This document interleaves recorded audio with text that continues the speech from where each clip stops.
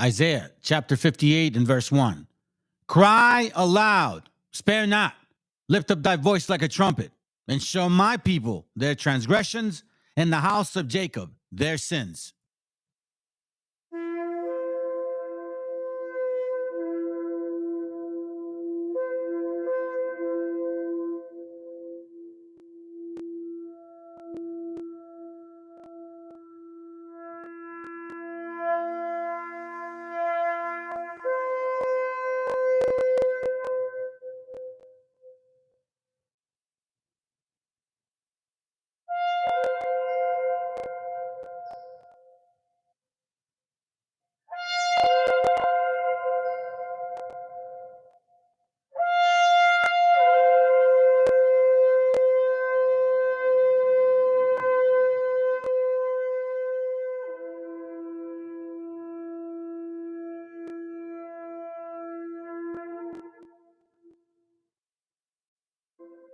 Copyright disclaimer.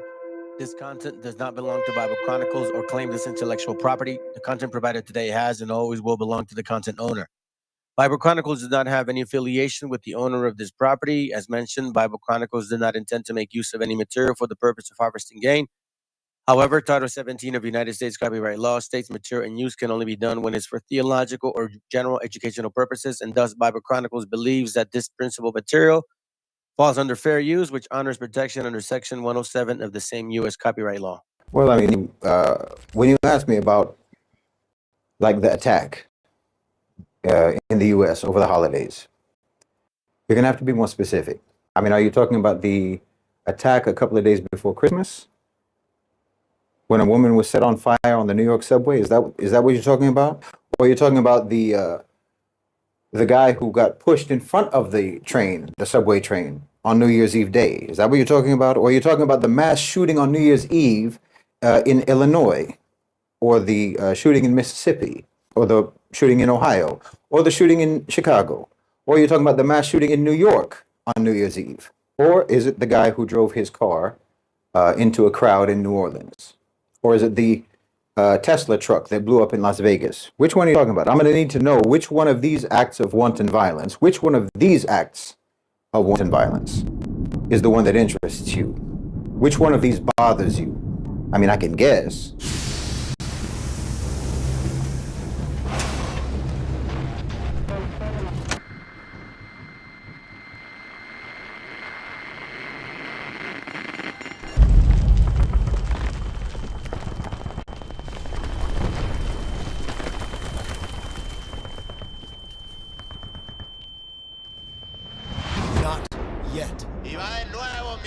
Mexicano bandido, todo el barrio prendido, siempre ando bien juido, siempre poniendo ruido.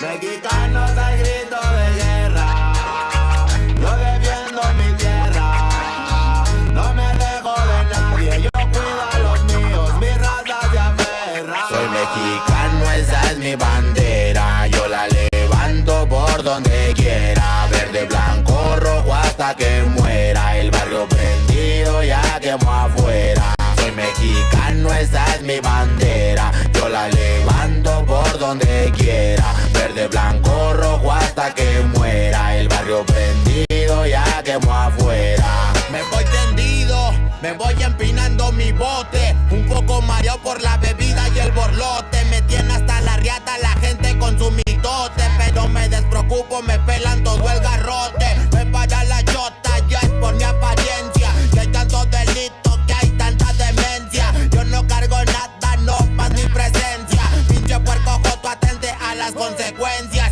si no topa el boy en breve nos para en la calle, no puede salir uno conmigo porque ya hay detalles, no quiere que conteste, quiere que yo solo calle, quiere mi dinero pero que chinga su madre, a la dica este sistema nos quieren ver abajo, pero tumbar gente quien les dijo que es trabajo, puro chingar al indio, váyanse mucho al carajo, loco no me rajo, lo bueno porque se armó la alianza más pesada del país, todo el mundo ya conoce las rimas de estos MCs, pa' ponerme más feliz, unos paisas de hachís, mis paisas en el gabacho bien truchas con la polis, loco en Guanajuato con los ojos bien tumbados, de coto con el quesada, rifando por todo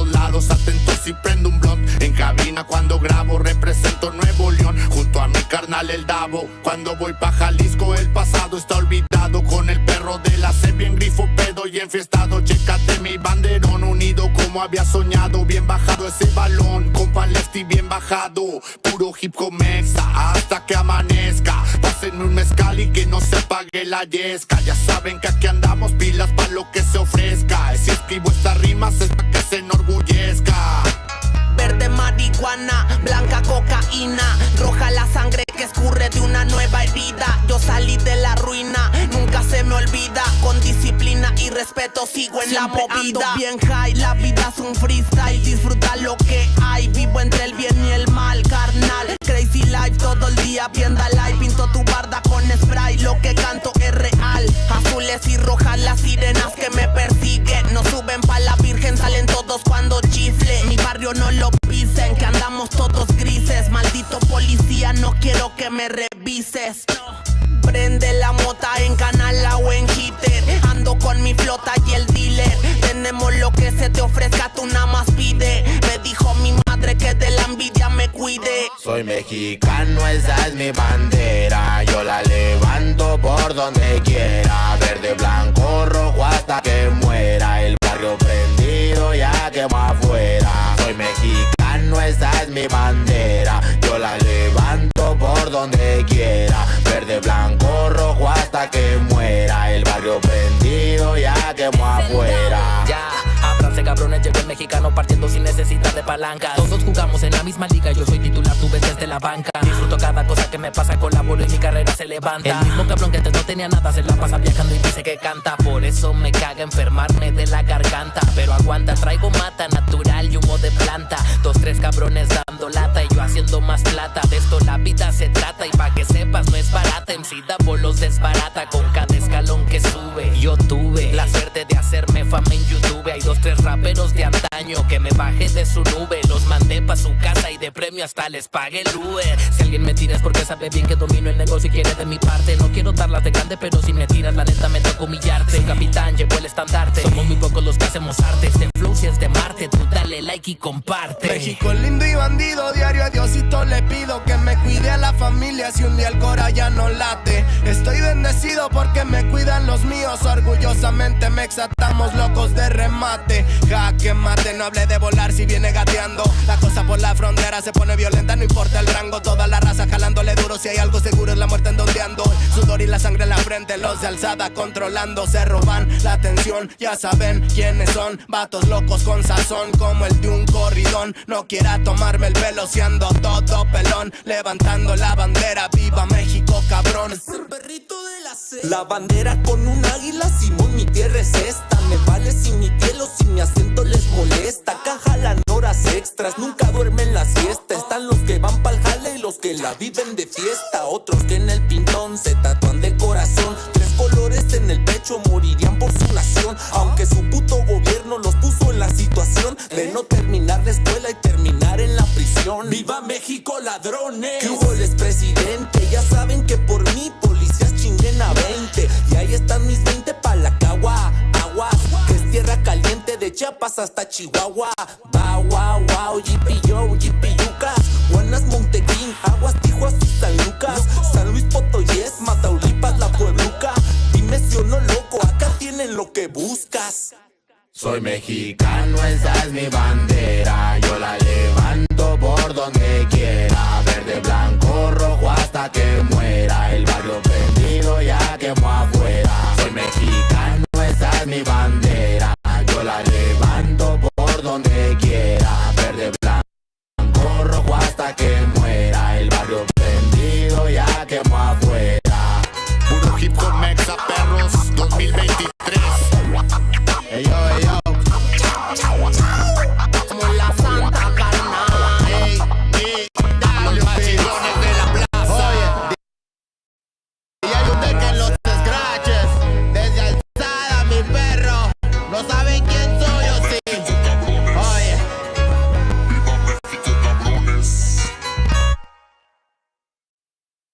El autor viene a decirnos con mucha firmeza y gran convencimiento lo mismo que nos decía en el siglo XVIII el barón de Holbach, ¿no? Un filósofo francés de origen alemán. Si nos remontamos al comienzo, entonces hallaremos que la ignorancia y el temor crearon a los dioses. La fantasía, el entusiasmo o el engaño los adornaron o desfiguraron. La debilidad les rinde culto, la credulidad los conserva, la costumbre los respeta y la tiranía los apoya para que la ceguera de los hombres sirva a sus propios intereses.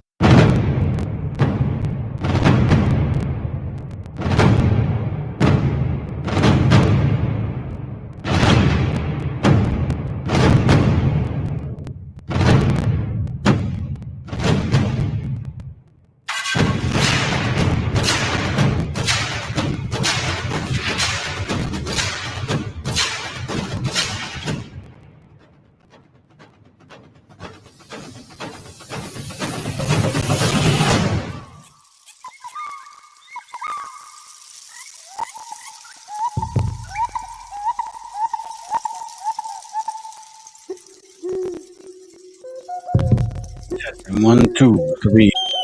I think it's working. I think it's three. Yeah, I think it's working. Hey, what up, family? Hold on a second. ¡Viva México, cabrones! Yeah. I got my buzz back. Man. Chapter 15. Hold on, I'm trying to fix something real quick. Give me a second. Hold on. Hold on.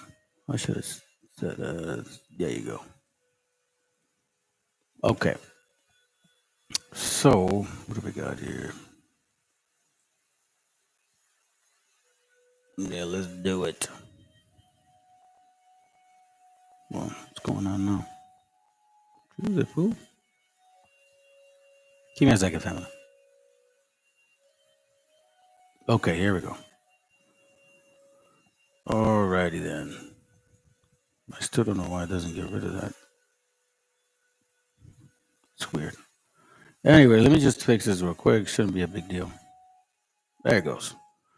All right, fam. Let me see what we got over here, man. Let me say what's up to everybody real quick. What up, V Ladder? Hey, what up, bro? I appreciate that conversation, bro. Man. That was pretty cool. I know how that feels, bro, when you get a chance to finally speak to somebody that knows what you're talking about. So I get it. I totally get it. I totally get it.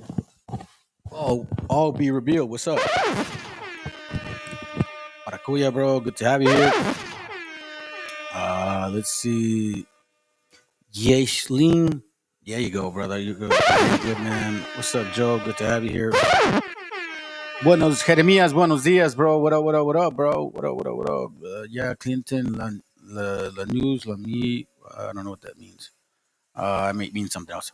All right, so check this out. All right, so it's gonna be here's let me not forget and remind you guys what the hell the point is today. Okay, we're gonna go into an old demonic dominion.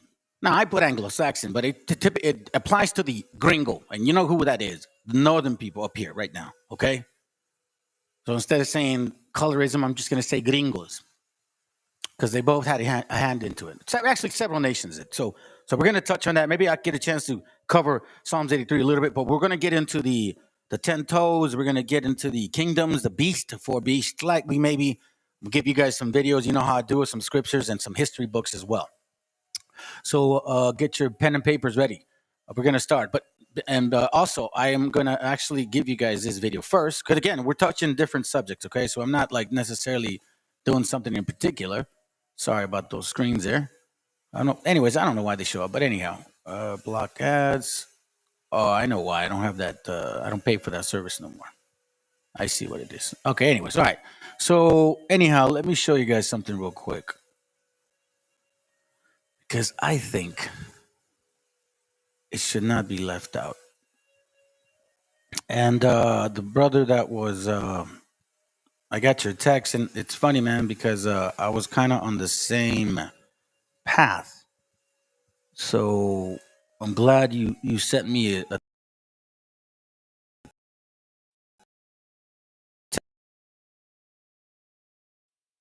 text on that video, right? The one it's going to be about an hour long. Give me a second. I'm going to play this right now. This is before. I'm going to show you guys this. This is important, okay? But the video I'm going to show you also is going to be about an hour long. It's going to touch on basically the topic that we were at hand on TikTok. Okay, I'm going to bring up a few things, and then we're going to go from there. All right. So let's see if we can get some edification out of this. Let me bring this down a little bit, and we shall begin. All right, let's go. All right, let's talk about how the U.S. straight up jacked land from Mexico. Yeah, I said it, jacked. Back in the 1840s, the U.S. had this idea called manifest destiny. Basically, they thought it was their God-given right to take over everything west of the Mississippi. Sounds pretty arrogant, right? So, in 1846, the U.S. picked a fight with Mexico, the Mexican-American War. They said, hey, you crossed into our territory, but really they were just itching for an excuse to invade. Fast forward 2 years. Mexico loses the war. Why? The U.S. had more money, weapons, and soldiers. It wasn't even a fair fight. Then comes the Treaty of Guadalupe Hidalgo in 1848. Mexico was like, do we even have a choice? The U.S. took half of Mexico's land. Half. We're talking California, Texas, Arizona, New Mexico, Utah, Nevada, Colorado, all gone. And guess how much they paid for it? $15 million? 15? That's pennies for land that's now worth trillions. So yeah, the U.S. got what they wanted and Mexico got screwed. Big time. And we're going to actually dabble into that. I'm going to get into that, actually, as a matter of fact. I'm glad that the brother posted that video. Let me get this real quick. Give me a second here. Give you guys a scripture. We're just getting started, family. I hope you guys are doing well today. You guys are on your holy days too. Okay, so check this out. Let's go. Isaiah 46:10. All right, let's go there real quick. Let's kind of get a little warm up. It says, declaring the end from the beginning and from ancient times, the things that are not yet done. Again, declaring the end from the beginning. Ecclesiastes says, man, it's a repetitive thing. In the past is today is tomorrow. Declaring the end from the beginning and from the ancient times, the things that are not yet done, saying, my counsel shall stand and I will do all my pleasure. So from ancient times, the things that are not yet done. Keep in mind that from the beginning, it's repetitive. So this is the reason why I'm bringing this point of view, I guess you could say, or at least I don't want to say prophecy, but an understanding of what we see, because it's here now, right? And it's predominantly dealing with. Well, I mean, I'll let the class speak for itself. You know what I mean?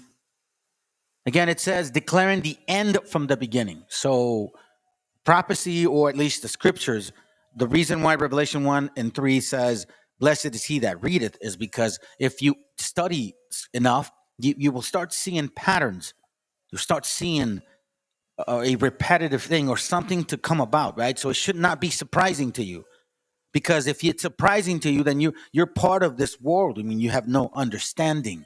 Not that you're not bright or dumb, just you're not looking at what has happened in the past.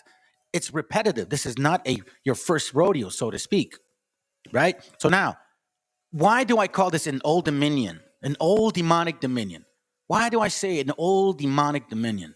Sometimes we have to ask ourselves, right? Like, I make some titles and shit. Yeah, I'm sorry. But anyways, I'll say what I want. I'll make some titles and stuff like that, right? And, maybe it doesn't make sense, but I want to make sure this makes sense to you guys. Old demonic dominion. The four beasts, the four kingdoms are repetitive. Each one has gained something from the other. But the first is just like the last, with the same ideology, the same religious concept, and the same demonic money magic. And that's the corruption, and that's what brings people with that concept as well. So let's tackle some demonic dominion, meaning we are just finding out who we are according to the Bible, so to speak, right? And a lot of other nations, now they're even saying that, well, I mean, shit, man, we're made up. The other day I went on TikTok and we had a little debate, and people could not understand exactly what we were talking about regarding disease. The brothers were asking me, what video did you have? So I think the brother earlier today reminded me of it, and I got a piece of it, so it's going to be an hour long. I'm going to show you exactly history, how it does matter. If you don't know history, you won't know that this pertained to you, or who brought what, or what the real history is. Because anybody could sit here and tell you a lie, fam. It's not that difficult. Let's start with this real quick. Let me get this link. Let me get this going real quick. And I appreciate that, brother, for showing me this, man, because I can't, you know what I'm saying? I was like, bro, this is crazy. You know, recently we had on the show. Nice like this, too. Huh? Okay, so let's go. So, we're going to tackle this first, and we're going to move on to other nations as well, man, because we're going to go into Psalms 83 in a sense of a prolonged gentleman named class. Luis Rodriguez. So let's go. He's an award-winning author. He grew up old school, man, you know, kind of from the distillation of the Pachucos into the Cholos. And he mentioned a controversial topic. He said that a lot of the black swag, the uniform, as you mentioned last time in our interview, was taken from the Chicano style. And I'm talking the Ben Davis, the Pendletons. You know, now, when you put it in that form, our gang attire at the time, it was heavily influenced by them. I will admit that. As far as like, you know, like you say, the khakis, the Ben Davises, you know, the certain type shirts, and you know what I'm saying? Now, yeah, they had a large influence on that, but we had our own. We had our own, you know, influence on the gang attire too.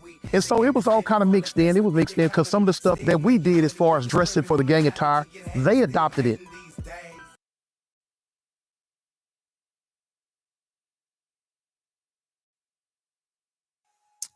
So, the reason I bring this up is because some people have a problem with Fat Joe right now, man. Fat Joe is a problem to some people right now, bro. Ain't no way so-called.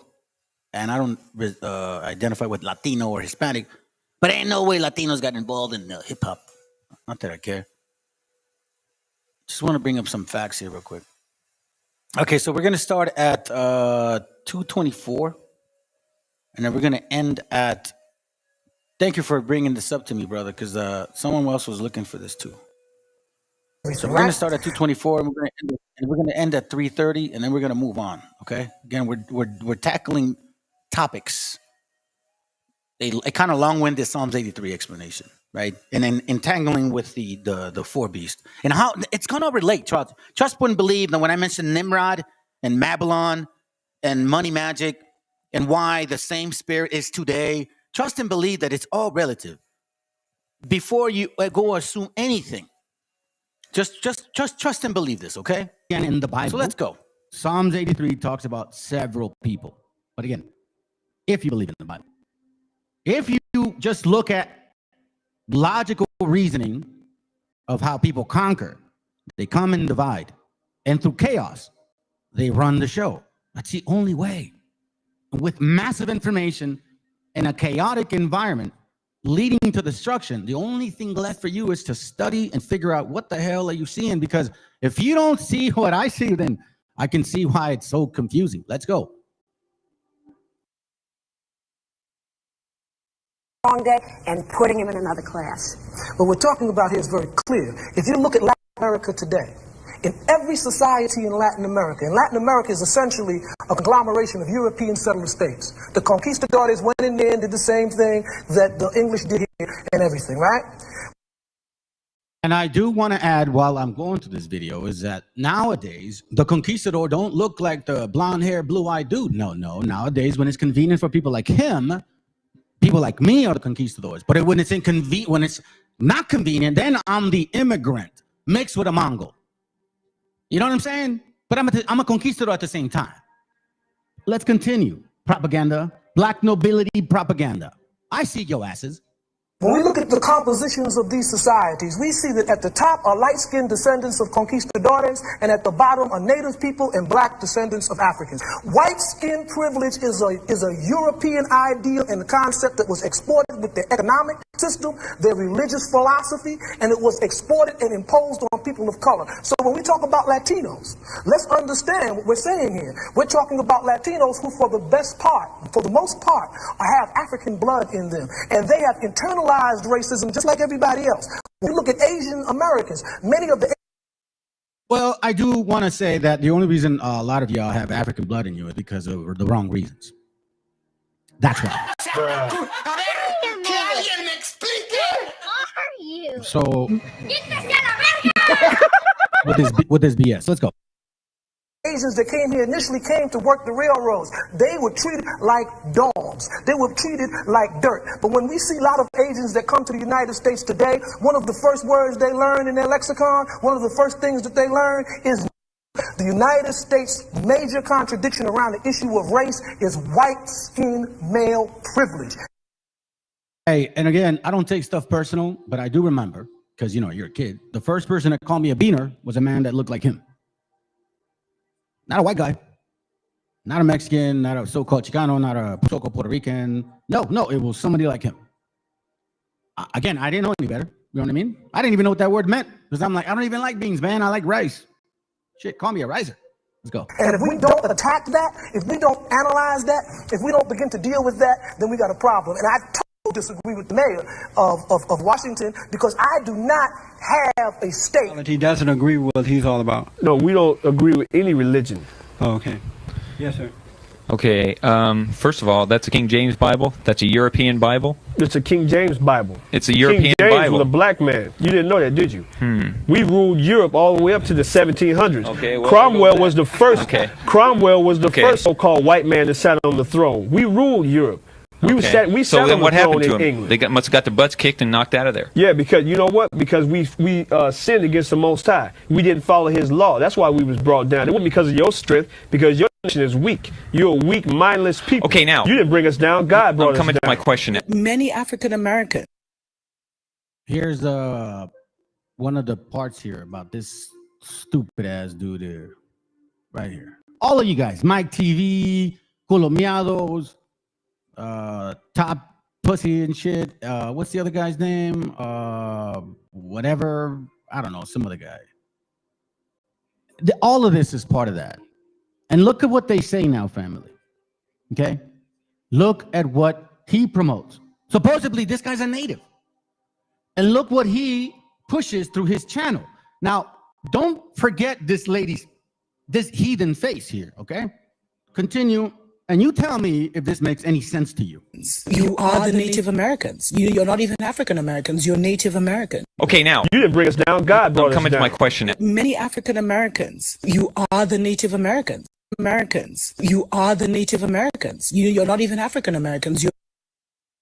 You're not even African Americans. You're Native Americans. But let's look at continue. Now, what does she say? Native Americans. You're the ones that they brought blankets with, was it smallpox or whatever diseases, and wiped out entire communities because they said they came in peace, but they actually came in war.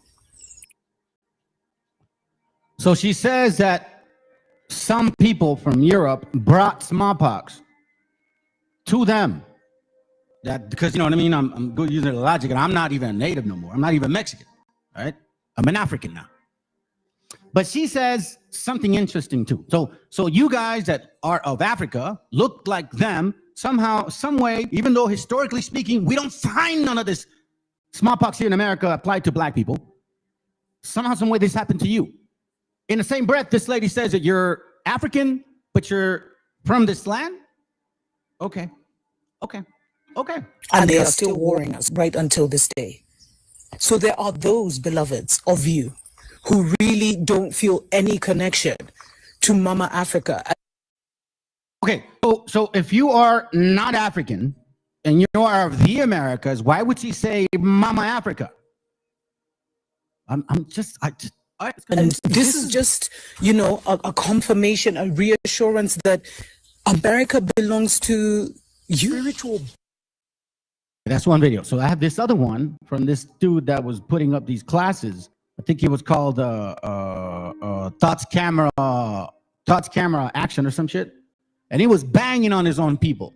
I think they sued the guy and made sure to take off as many videos as he's had done, because he had done these, and I caught a lot of them. And I did some of them. I copied some of his videos and I use it on here. But check this out. This is what this girl says. Same person. So this is an Islam-funded individual, all right? She is funded by black nobility. I need you to understand what that means. Again, it all is connecting. Milk, beloveds. I've said too much without saying enough, beloveds. But may those who have ears hear. The Freemasons, there's also the female side, which a lot of people don't talk about, the Eastern Star. So now she gets into this whole Freemasonry. The Presidential Commission on Devil Worship in Kenya by President Moi and led by Archbishop Nicodemus Kerima adversely mentioned Freemasons as Satan worshippers in Kenya, including Theosophy Society. All right. So the article that she's talking about is this here. Give me a second. This is the article. Actually, not she. He actually posted that next to that heathen. So official worship. All right. She's talking about Freemasonry. Now she's like, oh, but you know what I mean? Freemasonry. There's also the Eastern Star. Well, in case you guys don't understand, in case a lot of black folks here in America are very familiar with Freemasonry, Prince Hall, lilies, white lilies, Eastern Star. Tell me I'm lying. Oh, that's gonna hurt. Tell me I'm lying. Tell me I'm lying. Oh, that's gonna hurt. Damn well know that a lot of you have been involved with a lot of this on the outskirts. As a matter of fact, you even said it yourselves. A lot of you people over there would say that the reasons why you had cookouts with families is because your times were so tough, but they were part of that Prince Hall Freemasonry White Lily organization. That's why when you make your movies, supposedly families from South Carolina go down south to Florida or Georgia, and they're like cookouts, like, oh, they're all related. No. It was through Eastern Star, Freemasonry, Prince Hall, Unity, Black Boule, all of those Kappa Gamma, Greek sororities, you know what I'm saying? Black history colleges. That's what it is. Okay, so here we see that this is something that is propagandized, but again, they are going to bring lies with truth, lies with truth, lies with truth. Now, I do want to say this, man, and I'm going to bring this out. This dude, let me tell you something. And if you're listening, bro, I hope you're listening. Because I don't ever want you to represent me, man. You don't ever speak for me. That's for sure. Okay? At all. I don't know what the hell is wrong with this dumbass kid. But you are embarrassing yourself going around talking to these people. I'm just talking about teaching this stupid ass farted crap. Giving them food to chew on. Not even like real shit. Like, you know what I mean? Like processed information, processed food, basically. So here we got dirty water. I hope you're listening, dumbass. And look at his stupidity. Listen to this kid. And then we're going to look at the post of another El Estúpido. And then we're going to see what the hell is this all about. Oh, man. What a waste of time, bro. Let's go. Brother David, I'm just talking about you, the Sereno. How did your family? Right, because you're a Hebrew. Everybody else say that. Where did your family come from? What's your family history? Yeah, about on the 1500s, the early 1500s. So you got to America in the 1500s? Yeah, well, they because the Vatican converted us into Christianity. I'm only talking about you. Yes. So your ancestor, and you said this is that includes us as a group in general. Okay, now was this your mother's side or dad's side? My dad. Okay, your dad. So your dad a European. Was he white? No. What was he? He was Hispanic. So he was he was part of the Hispanics that were in Europe. Yeah. Or okay. The family, most of the family, the pueblo. If you go to Mexico and you listen, bro, I want you to relay blows are not in Europe unless you about to tell me something I never heard before. or the Pueblos. Pueblo Indians in Europe, brother? I'm talking about the pueblos in Mexico. Okay, cool. Now hold on. Let's get to Mexico first. Now we're in Europe, with dad's side, which is a Hispanic Spaniard. Sephardic, Hispanic Sephardic. Cool. Now we get here, and his family gets here in the 1500s. Where do they land? They go to the mountains in Mexico. So he went straight to the mountains. Yeah. What mountains? Where the pueblos in America are located throughout Mexico. And so you have Pueblo, but Pueblo means like a town. Right. So like, okay. Yeah, it means like a town. Where they make.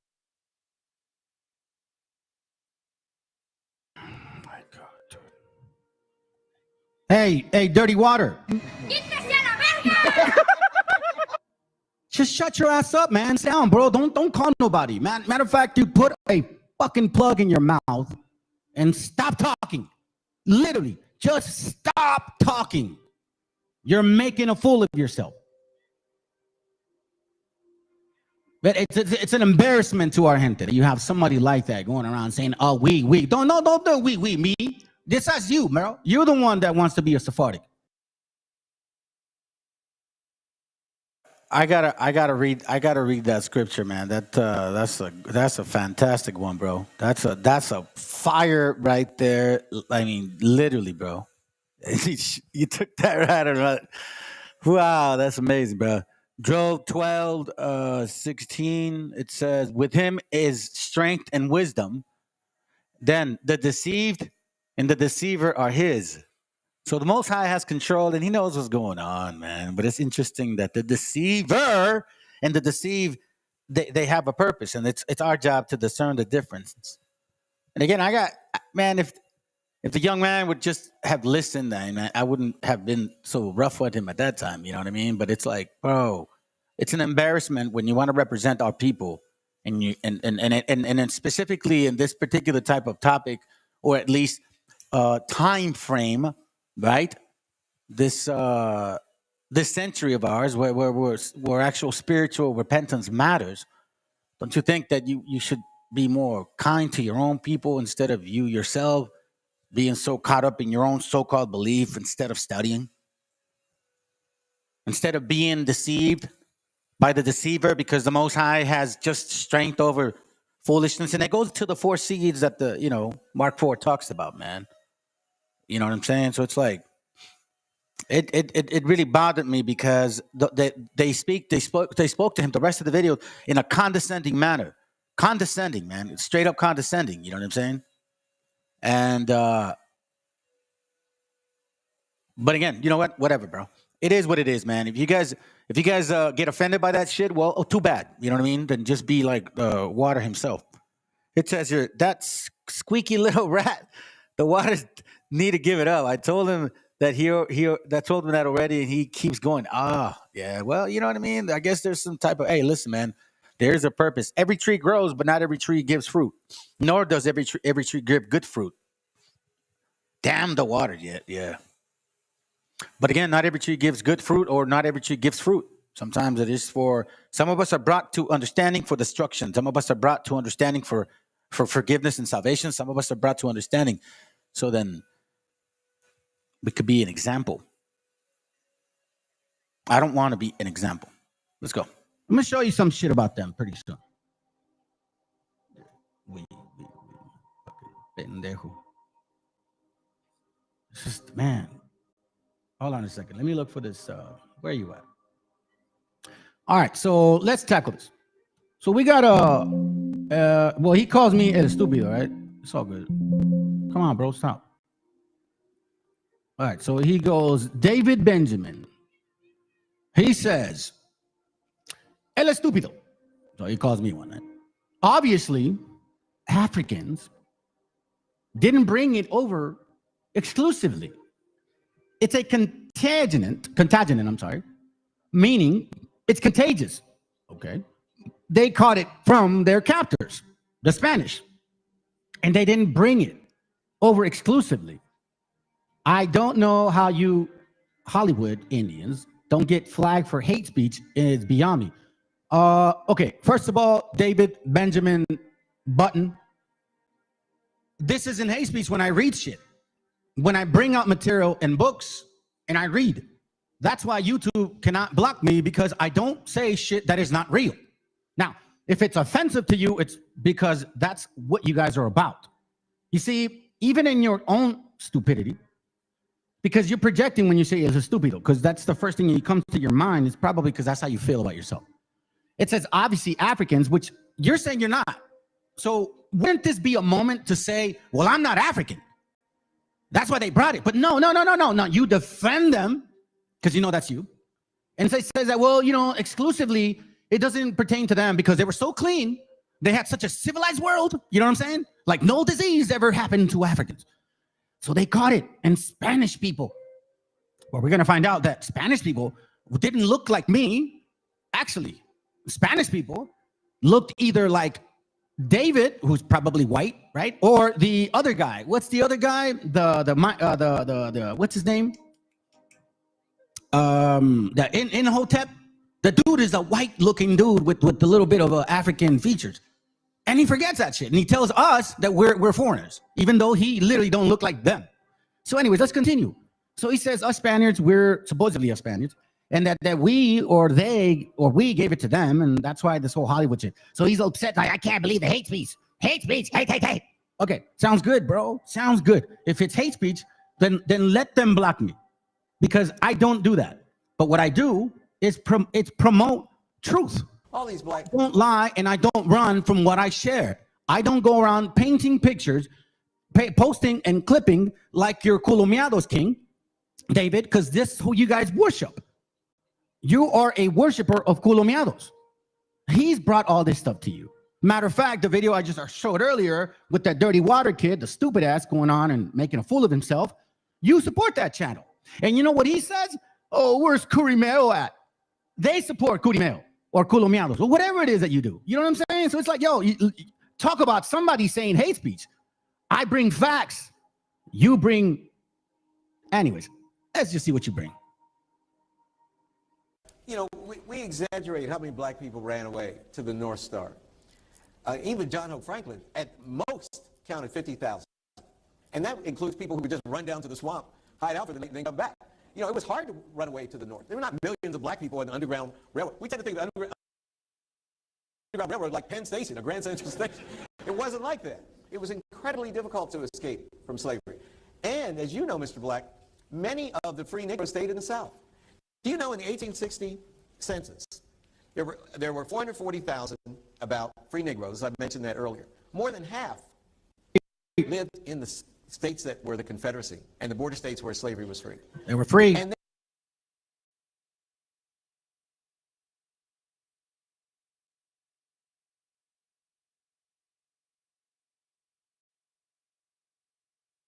they stayed there, ladies and gentlemen, unmolested, including my family in eastern West Virginia.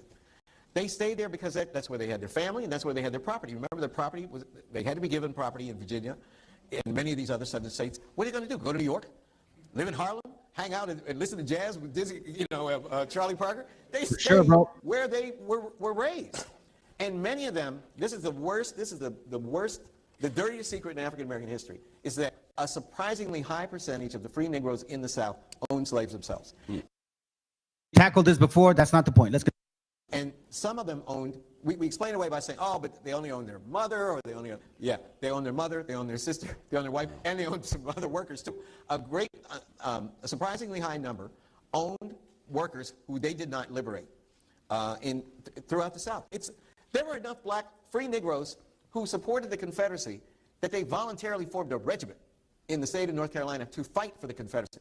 And black Confederate troops are featured on the cover of Harper's Weekly in 1863. Frederick Douglass used this as an argument to make Lincoln allow black men to fight. Wow. Because remember, Lincoln didn't want to do it. Lincoln made a famous statement in 1862. He said, I suppose we could arm them, but if we did, their arms would end up in the hands of the Confederates within a week.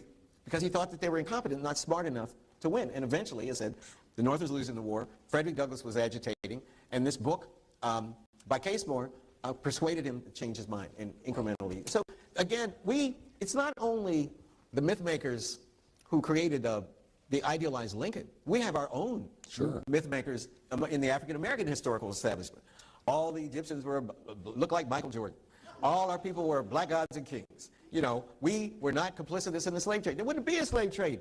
Africans sold other Africans to white people. That was a slave trade. That's the first thing we attention to what he's about to say, because when he's mentioning that certain people sold certain people, there is also I could say, what's the right word to say it?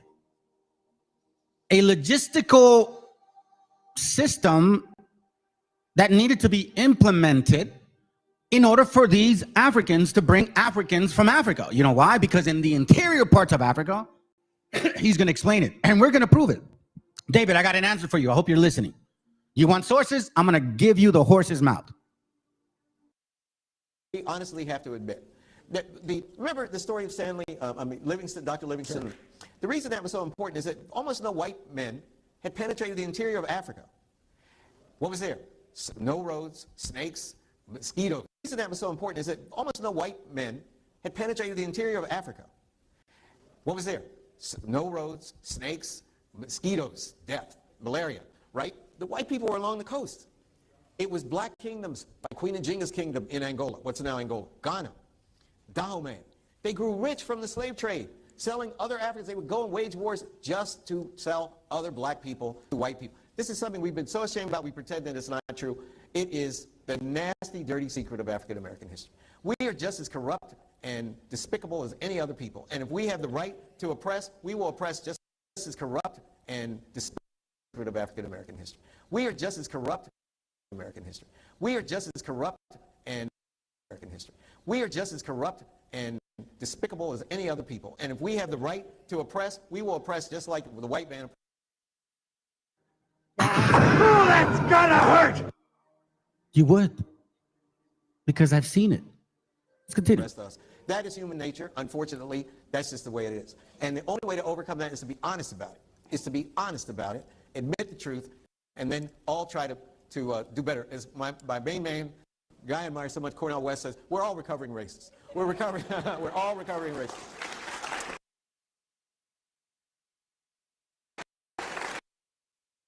All the white people clap. Oh, you relieved some stress.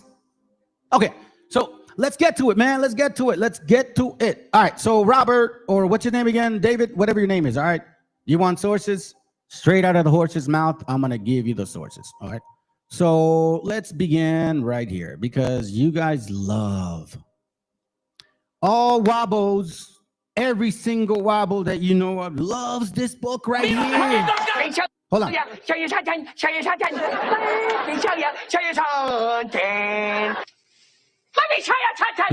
something. Since you want sources, Dave, let me see. What's your name? What's your name again? El Estúpido. I know he called me El Estúpido. So David Benjamin Button wants sources because he doesn't believe that Africans could have brought contaminants to this America over here. It had to be the Spaniards because they're so dirty. And I'll tell you what, I'll give you part of it. You're right. Africans didn't necessarily bring all the diseases.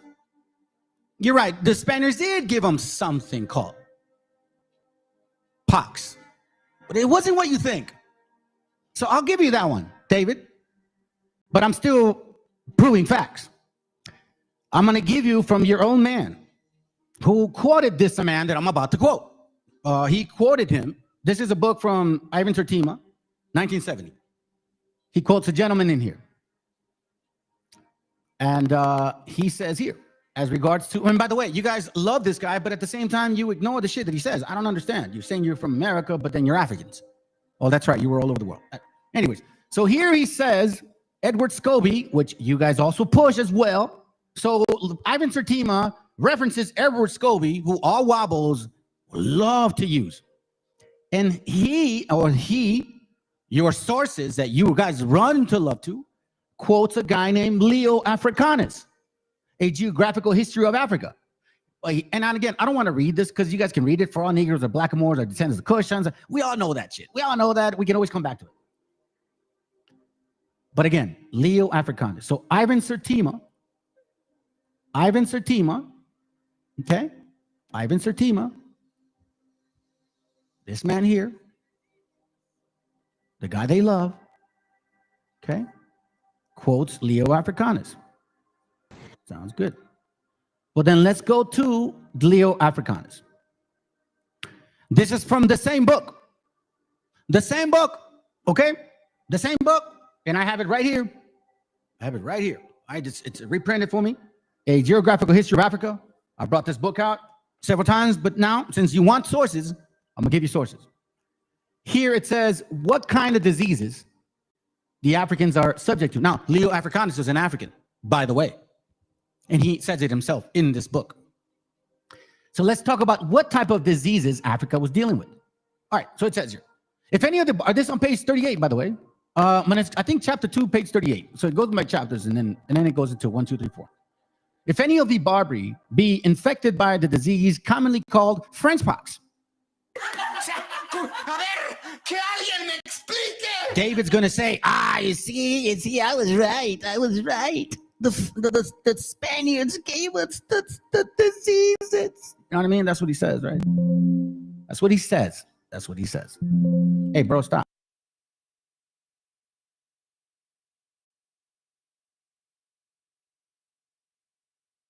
Let me try to do something real quick. I am going to see if maybe, just maybe, I can switch screens because I think that may be the slowdown, okay? I did a test earlier today, and it wasn't doing that. So I think it may be the screen, okay? So bear with me here real quick. Give me a second here. Let me... because I'm noticing the feed is slow on this end, and I know that can be annoying. It annoys me, so I get it. You know what I mean? I think this should work. Hopefully, if not, you know what I mean. It is what it is, man. I'm working with what I got, fam. I'm working with what I got. Other than that, let's see if we can get this fixed. All right, let's see. All right. Oh, come on, dude, for real? All right, that's what he says. But, wait a minute, let's continue reading it, and then we'll come back to it. It says here that this disease, French pox, they die thereof for the most part and are seldom cured. This disease beginneth with a kind of anguish and swelling, and at length break out into sores over the mountains of Atlas and throughout the Numidia and Libya. So now, two things I want to ask, and we'll move on. Atlas. Why is that word used there? It's still in Africa. Let's continue. It says, so in Nubia and Libya, they scarcely know this disease, in so much that oftentimes the parties infected traveleth forthwith into Nubia and the lands of the Negroes, or the land of the Negroes, in which places the air is so temperate, blah, blah, blah. Not so much as the name of this malady ever known unto Africans before the Ferdinand, King of Castile. Okay. Hold on.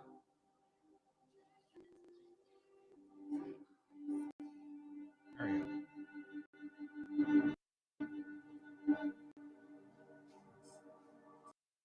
This is the second page. Castile. So when did these guys start getting this disease called French pox? Spelled all Jews out of Spain. After return of which Jews into Africa, certain unhappy and lewd people lay with their wives, and to the length that disease spread from one to another over the whole region, insomuch that scarce any one's family was free from the same. Howbeit they were most certainly persuaded of that the same disease came first from Spain. Wherefore they, for the want of better name, called it the Spanish pox. Notwithstanding, at Tunis, all over Italy, it is called the French disease. It is also called likewise in Egypt and Syria. For there is used a common proverb of cursing. The French pox take you. Among the barbarians, the disease called the Latin hermia is not common. But in Egypt, the people are much troubled therewith. For some of the Egyptians have their cods oftentimes so swollen, it is incredible to report. And this is, by the way, their cods means their penis, which infirmity is thought to be so common among them, because they so much eat as gum and salt, whatever. Now, it says here that this telling sickness likewise possesses the women of Barbary in the land of the Negroes who, excuse it, lay that they are with a spirit of the Barbary. The plague is rise every 10th, 15th, and 20th year, whereby great numbers of people are consumed, for they have no cure for them, for the same, but only to rub the plague with certain ointments made of Armenian earth. So like dirt and type. In Nubia, I guess, they are infected with the plague scarce once in 100 years. And in the land of the Negroes, they know not the name of the disease because they never have been subject thereunto. True. So yeah. But you are forgetting something. You are forgetting something. What was French pox? I ask. It was what? It was what?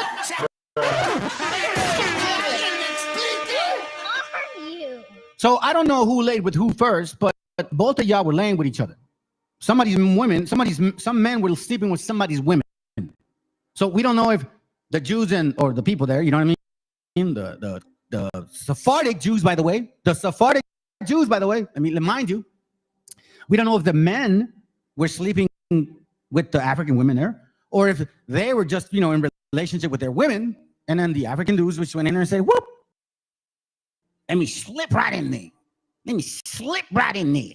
But it's syphilis, not smallpox. So I give you this source because it's important to differentiate the differences of diseases. So now we know that there was such a thing as French pox, which was taken by the Europeans into Africa. Okay. Ivan Sertima, African, Leo Africanus says it. So now let's go to another source, which is now going to identify us exactly who was dealing with smallpox first. I bring you this book here. It's not made up. A Voyage to the River Sierra Leone on the coast of Africa. Remember how the guy was saying that they stay on the coast because, all the diseases and shit inside the center of Africa, they just wouldn't go in there. So it says here, the voyages of the coast of Africa, containing an account of the trade and productions of the country, and the civil and religious customs and manners of the people. A series of letters to the friends of England, John Matthews, blah, blah, blah, 1791. All right. Now, in here, if we look deep into this book, you're going to find yourself something very interesting. It says here that the white traders, a capital white trader, this is on page 135, a capital white trader who had resided nearly 30 years upon the coast, who is otherwise a man of sense, told me very seriously he once thought, as he supposed I did, but that he had seen so many surprising instances of their art he could no longer doubt. In the accounts of the most uncivilized countries that we read of, we find the office of physicians is generally annexed to that of priests and conjurers. So again, keep in mind that they don't have doctors and shit, you know what I mean? And again, I want to let you know that in America, we had over 2,600 medicinal recipes made out of herbs. And we still have them in our culture, which is why I don't understand why Wabas don't know this shit. But anyhow, by the way, who cured that black dude? Raza did. And now you don't even want to say that. Anyway, let's continue. But here is carried by an old woman. Oh, by old women, I'm sorry. And the cures they perform are truly astonishing, particularly in the external wounds by the use of simples, which were woods and fields afford in abundance. Check this out. Here we go. The diseases they are most subject to. Okay, we're going to go and cover this in line. The diseases they are more subject to are intermittent fevers and hydrocele. The latter is supposed to be caused by the too frequent use of palm wine and excess of venereal. Oh, that's gotta hurt. Okay, so you're like, well, venereal, what the hell does that mean? Okay.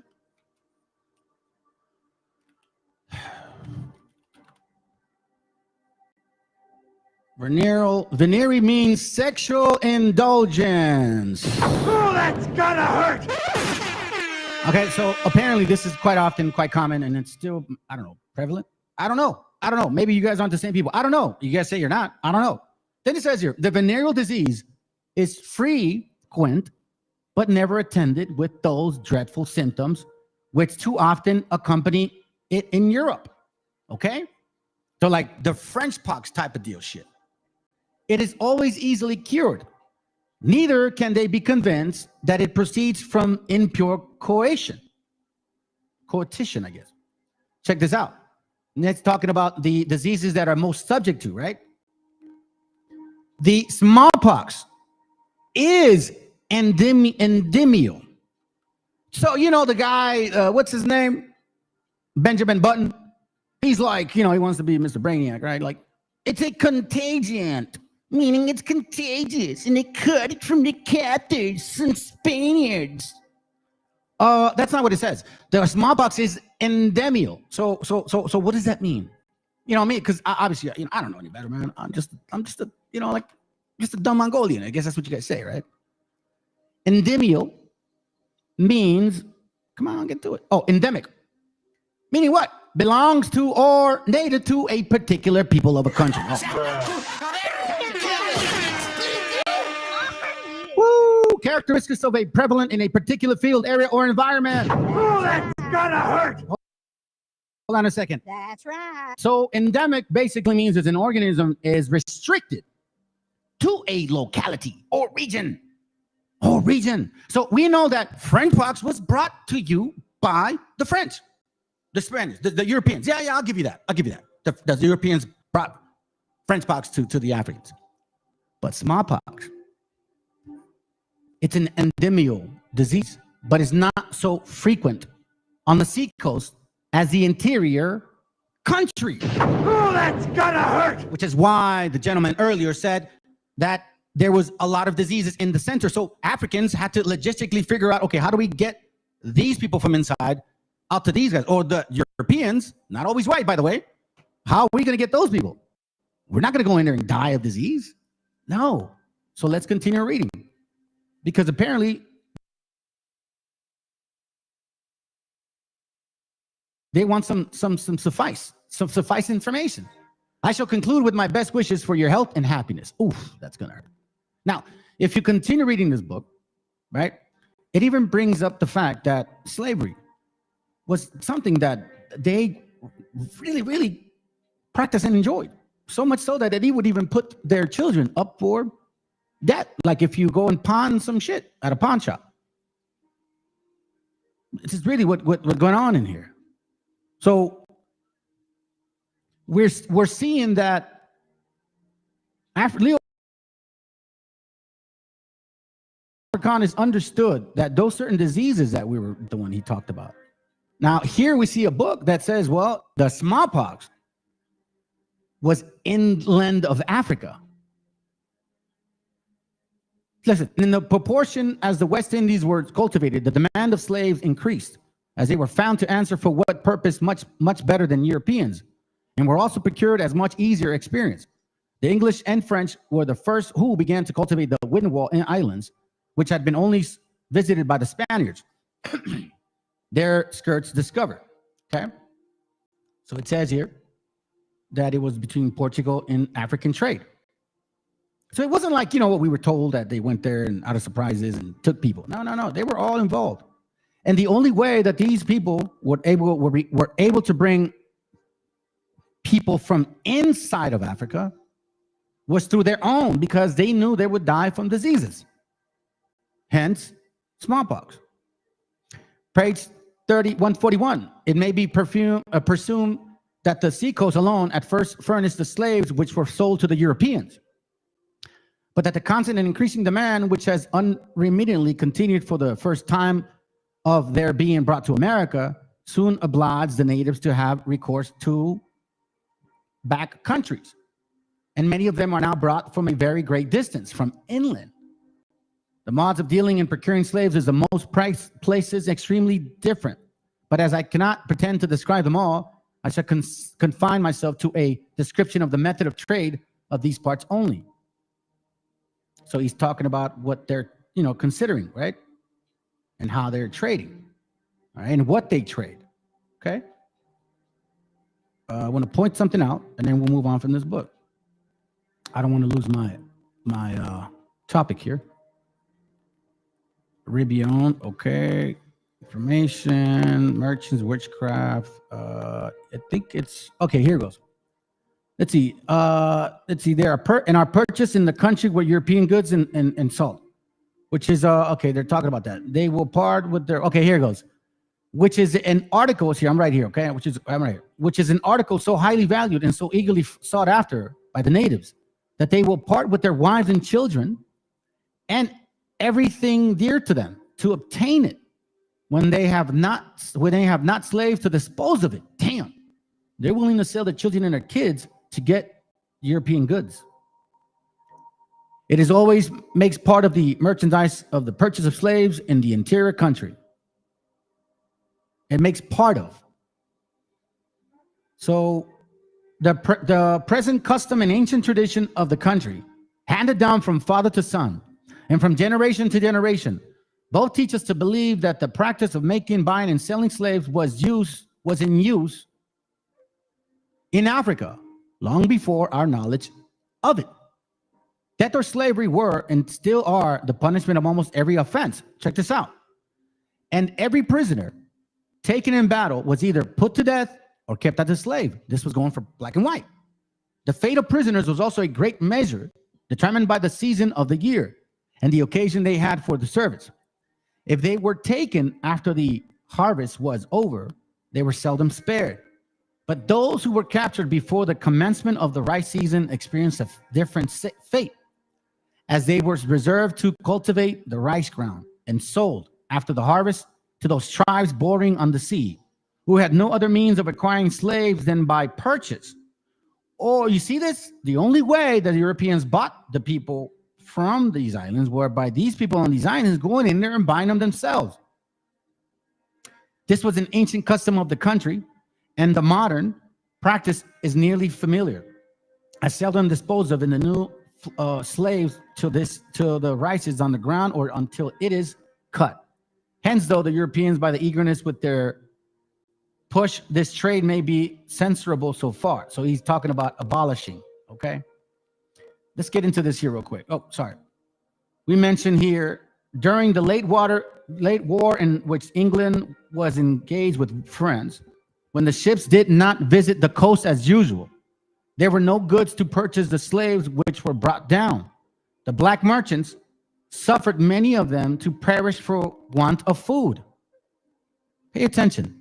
And said they should not come down again till the ships arrived. When questioned what the inland people would do with their slaves, right? The inland people, they replied, cut their throats, as they used to do before white men came to their country. And I am informed, however, shocking to relate that this was during the period the case with great numbers. To the above account that it may be necessary to add a short description of the present state of slavery in Africa. So now here, Wabos, make this make sense. Culomeo, where you at? It mentions Mandingos in Africa.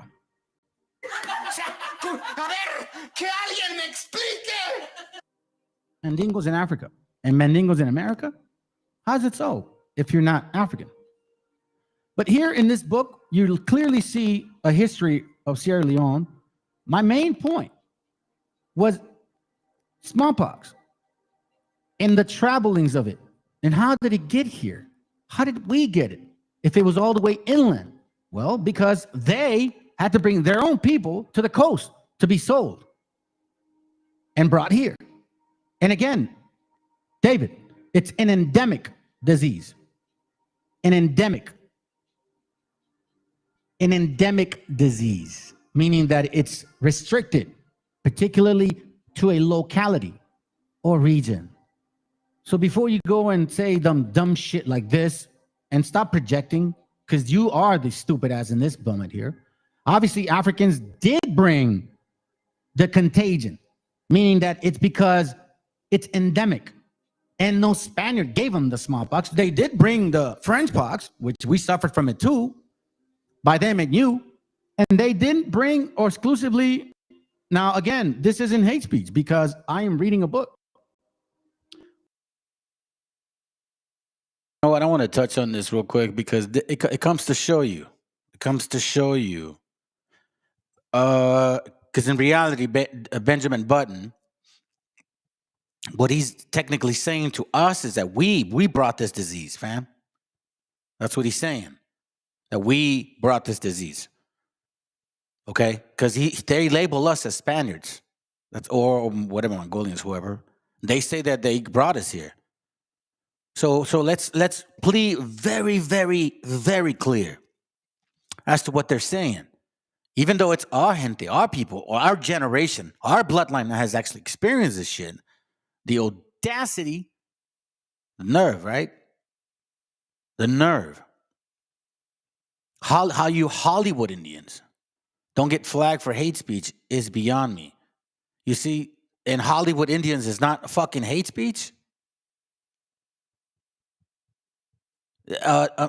Meaning the erasure of a nation of people is not hate speech? Because you're saying we shouldn't even be here, right?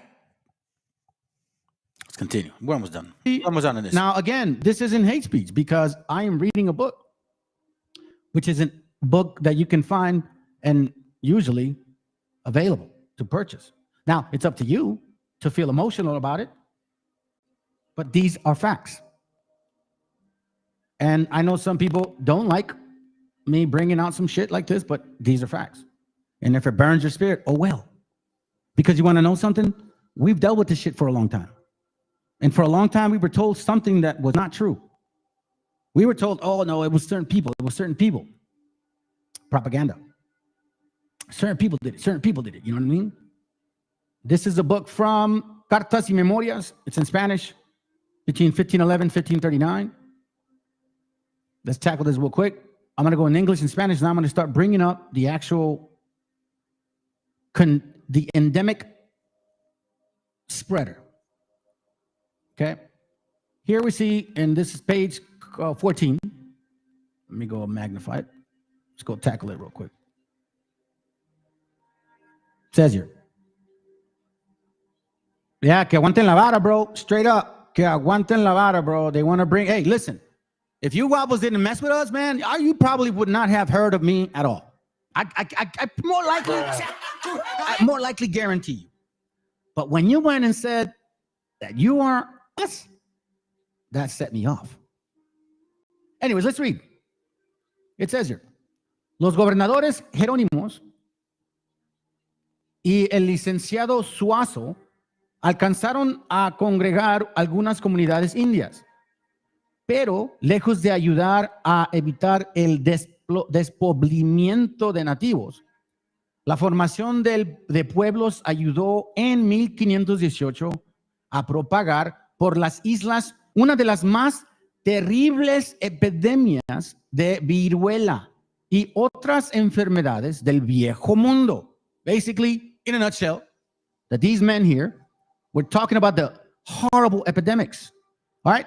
Esta epidemia tal vez llegó a Yucatán. So it's saying maybe it arrived in Yucatán first. Con la expedición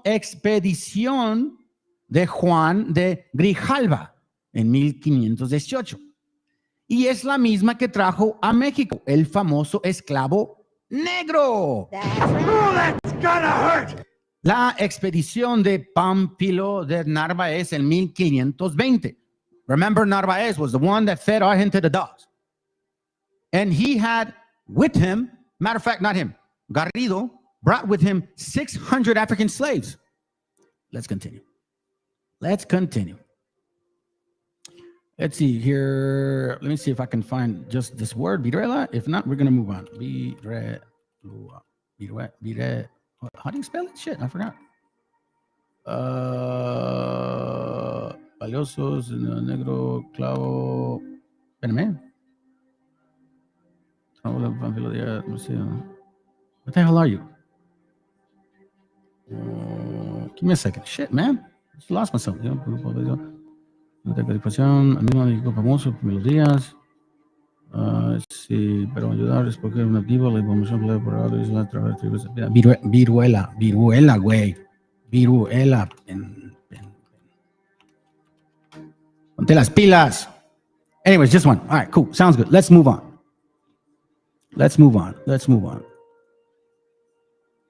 Again, this is from a book. I've shared it with you. I'm just going to tackle this real quick. It's from a book here. Check this out.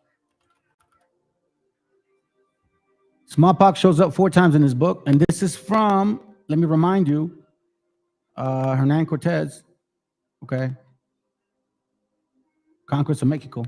Hernan Cortez, Conquest of Mexico. The history of the conquest of Mexico and the history of Peru. Let me do the line real quick. Okay, fine. You don't find it that way.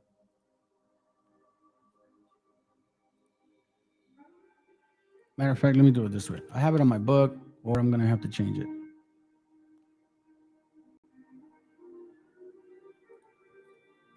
Hold on a second. Ay, pinche diablo, güey. It always does this shit. You know that? It always does it. Honestly. This is funny. It always does it at this time. Let me get it real quick. Which one is it? History or Conquest? Give me a second. Click your Conquest. This is 01.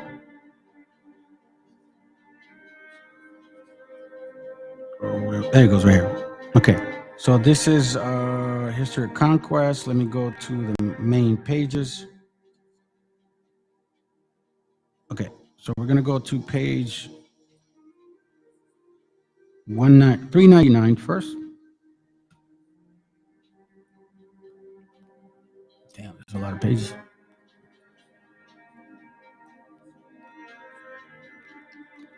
Page 399. They all talked about who brought it. Okay. It's not a secret. It says here the visit is on page 399 from the same book. This is when they showed up. The visit of Narvaez left melancholy traces among the natives. That made it long remembered. A Negro, which now we know that it came from the inter parts of Africa, in his suit brought with him smallpox. Okay? The disease spread rapidly in that quarter of the country, and great numbers of Indians, an Indian population, soon fell victims to it. I've never heard of black people dying of smallpox here. Herrera, History General, blah, blah, blah. Se perdió la mejor y el más noble ciudades de todo el nuevamente descubiertos del mundo. Y ella perdida se perdió toda la que estaba ganando. Oh, no, this doesn't matter. So here we see one example. Let's go to the next one. 482. What? 482. Okay, sounds good. I'll go to 482. There you go. Perfect. Page 482. Oh, here it goes. On page 482, it says, it was with no little regret that the general learned at this time that the death of his good friend Meshiacha, the old lord of Tlaxcala,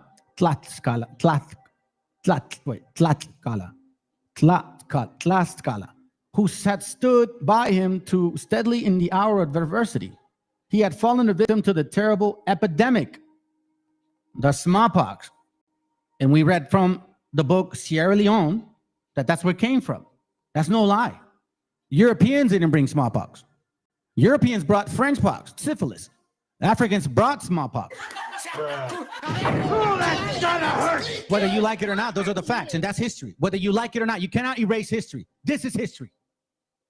You're going against a white man saying like, oh no, they want to get rid of like the 1619 supposedly history, black history. So why is this supposed to be hate speech, David?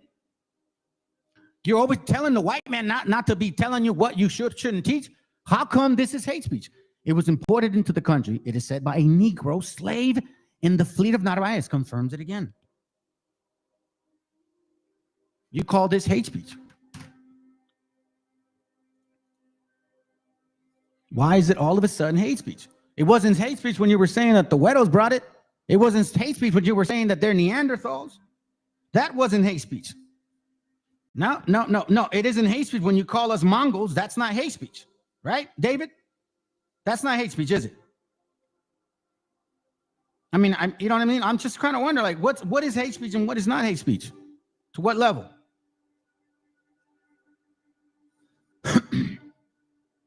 What is acceptable? It's okay for you to misquote who I am and not call that racist because you assume I look a certain way? Isn't that racist? Facts are racist, right? Now, man, in my channel, facts tell, stories sell. I don't sell stories. I don't go around asking people for feria, even though I should and I probably could. I don't know. Maybe not. Who knows? But the point being is, I don't do that shit, man. Where you at? Where you at? Give me a second, family.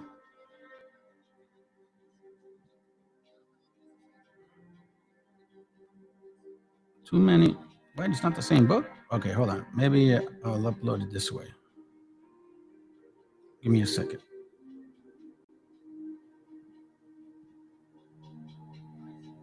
Okay.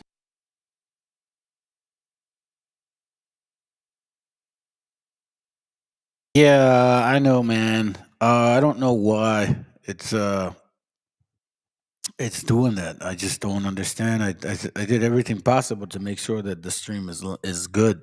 Here, I'm gonna try to do this. Maybe it'll help. Give me a second. Let me do this real quick. Maybe I need to do a little new. Here, let me isolate it. Maybe if I isolate it, it'll be different. I'm gonna isolate it a little bit. See what this sounds like. Let's see how it goes. Okay. Is this not it? Let me see. Hold on. Oh, okay. I think it's not it. My bad. This is the other one. Give me a second. Geo history? Where the hell are you, dude? Let me see if I can bring this up real quick.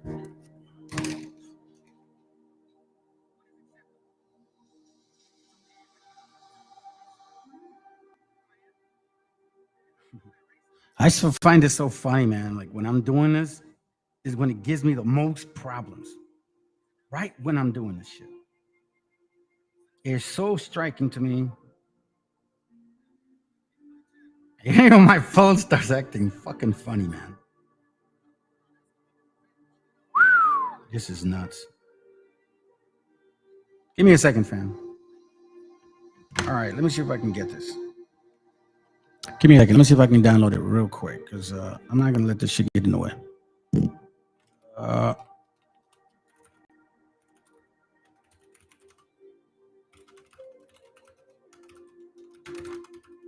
Give me a second.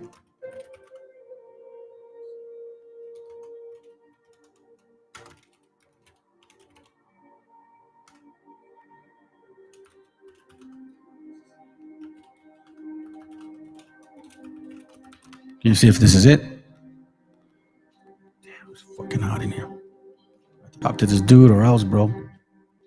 Can't do this shit. Hold on. I think this is the one. 58. Give me a second. If this is it, I'm gonna go real quick with it. 1800. SQL. 1560. Yep, that's it. Page 207.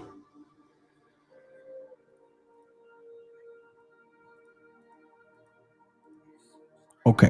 Or 206. All right, here we go. It's 206. All right. Same book. I mean, not same book, different book. Let's read this part. Because again, you wanted to know. You wanted to know who brought it, David. You asked me the question, or you don't even ask, you just make a statement. And you assume, because it hurts your feelings. But calling me a Mongol, a conquistador, that's not racist. Even though I'm not any of those people. And even though the word Mongol itself is a racist fucking term. But that doesn't bother to you, right? That doesn't matter to you guys. Narvaez brought with him a Negro who was in the smallpox. An unfortunate importation for that country. For the disease spread with inconceivable rapidity, and the Indians died by thousands for not knowing the nature of it. Hold on a second. I'm in the wrong site. My bad. I'm over here reading it to you. Let me read it again. All right. So here, let me see if you guys can see it. First of all, make sure. Yeah. All right. You guys can see it, right? Still, okay, good. So here we see Narvaez brought with him a Negro who was in the smallpox, an unfortunate importation to that country, for the disease spread with inconceivable rapidity. And the Indians, who also suffered of French pox, but was brought by both the Europeans and the Africans, right? But died by thousands for not knowing the nature of it. They brought it to the fatal issue by throwing themselves into cold water in the heat of the disorder. Thus, black was the arrival of Narvaez. Oh, that's gotta hurt! Is that racist, David? And blacker still the death of such multitudes of unfortunate souls. Oh, that's gotta hurt! Is that racist, David? Which were sent into the other world without having an opportunity of being admitted to the bosom of our holy church. How insulting. How insulting. Page 236, let's just go to it real quick. I think it's just mentioning it. It's not a big deal.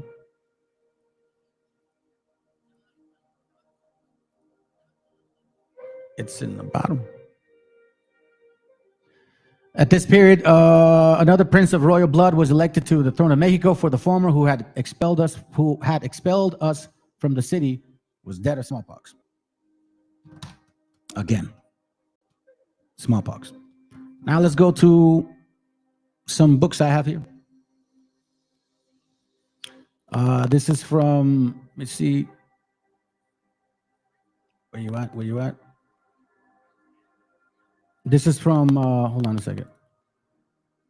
41. Yeah, this is from the 7 myths of the Spanish conquest. It's when he's talking about the Africans helping conquer. Okay? It's a good book. 140, page 140. It says on the bottom, for the 10 millennia, the Americas had been isolated from the rest of the world. The greater number of the people in the old world and the greater variety of domesticated animals from which such disease as smallpox, measles, and flu originated. You see this? The old world. It didn't say Europe. It said the old world. Europe, East, and also Africa. It says meant that Europeans and Africans arrived in the old world with a deadly array of germs. Oh my God. These germs still killed old world peoples, but they had developed rapidly high levels of immunity compared to Native Americans, who died rapidly in a staggering high number. Right? Page 41 to 141. After half of Columbus' first voyage, the Native American population fell as much as 90%. It says here that smallpox seemed to be the culprit. Spanish and their Nahua allies moved through, blah, blah, blah. You guys can read it if you want. Disease moved through Americas faster than germ-carrying European and Africans could. Bruh. Wait a minute. Who are you? It was brought to Mexico by Narvaez expedition in 1519, spread by the Spaniards and African, led by Cortez. In Alvarado through central and southern Mexico, and in Guatemala, traveling rapidly through Central America and in the early 1520s, before fanning out across South America. This smallpox was pandemic, which is different than endemic. Endemic is local, meaning Africans actually had it, brought it, and they're the ones that took it, right? They're the ones that took it. Then it says here, these and successive waves of disease penetrated, up in North America, decimating the densely populated lower Mississippi and southwest in the Amazonia. Now, we know here in our land, if you believe in the Bible, that we were going to be attacked by smallpox, by foreigners of another nation that we never heard of, never known of, we never even spoke their language. It also said that we would diminish in Deuteronomy 28. But in Isaiah, it also says that even that we're going to diminish to the 10th part, to the 10%. Isaiah, I believe, 6. Look it up. If you believe in the Bible, you're technically in there. But apparently you guys don't. So, let's continue. Let me see if I got more.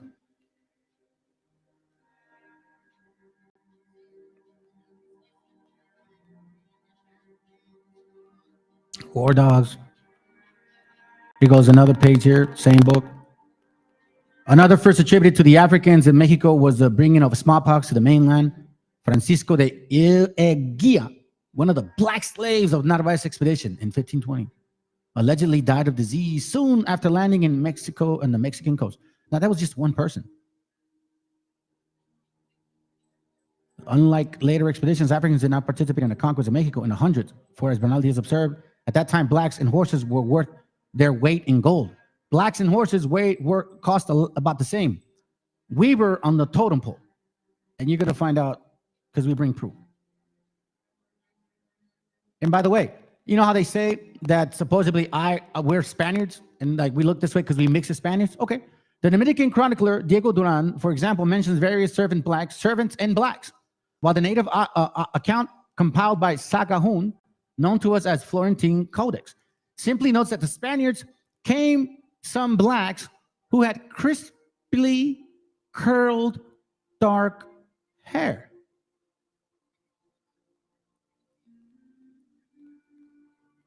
All African slaves and servants, hold on, as the first major conquest of the mainland, the conquest of Mexico had helped inspire and finance a flurry of Spanish expeditions through the Americas.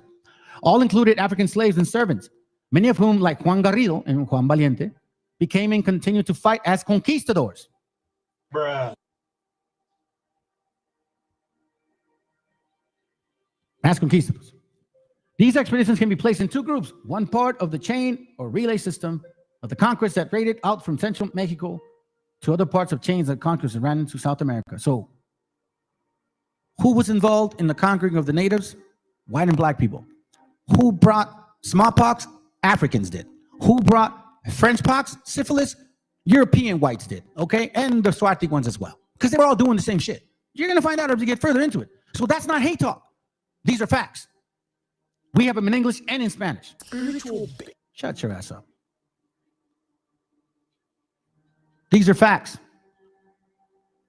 Well, since we're on this topic here, might as well. You see this here? Bobo's, y'all was stupid. Y'all dumb. Seriously. Since I'm in the page, might as well. You see, he paints his face black, right? Check this out. Color victory, body paint. After a revenge raid, the victorious warriors would stop and paint themselves in an informative manner before entering their tribal camp for the customary and tumultuous victory celebration. The warriors depict here in Sioux, who had adorned himself with several significant marks. His face was covered with grease and charcoal, the black indicating that the fire of revenge in his heart had burned out, and he wishes now to purge the event from his soul.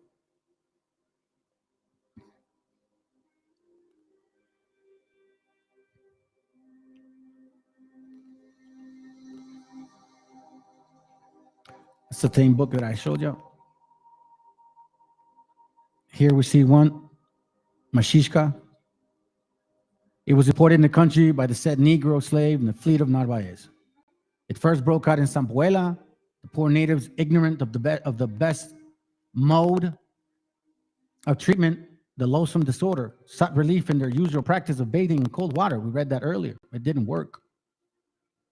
It does not seem to have been fatal to the Spaniards, many of whom were Swati, black too, and were sleeping with black women as well, importing them, enslaving them.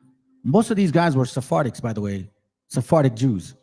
Most of the Spaniards coming here were converts or Christians, but a lot of them were Sephardic Jews, fake Catholics, many of whom probably had already had the disorder. We know because remember the other book we read that Spaniards brought French pox to Africa. Well, since they were there, I'm sure they dealt with smallpox, and who were, at all events, acquainted with the proper method of treating. La primera fue de viruela y comenzó de esta manera. Siendo capitán y gobernador Hernán Cortés al tiempo de que el capitán Pánfilo de Narváez desembarcó en esta tierra en uno de sus navios, meaning ships, vino un negro herido de viruelas, la cual enfermedad nunca en esta tierra se había visto. Y esta sazón estaba esta Nueva España en extremo muy lleno de gente.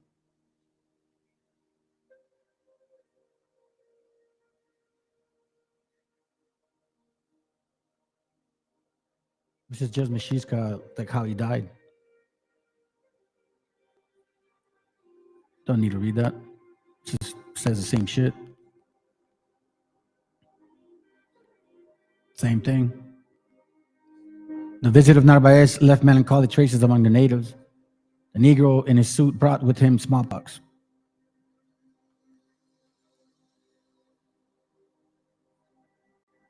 That's for later, maybe. Let me see if I can touch on this real quick. Let's continue.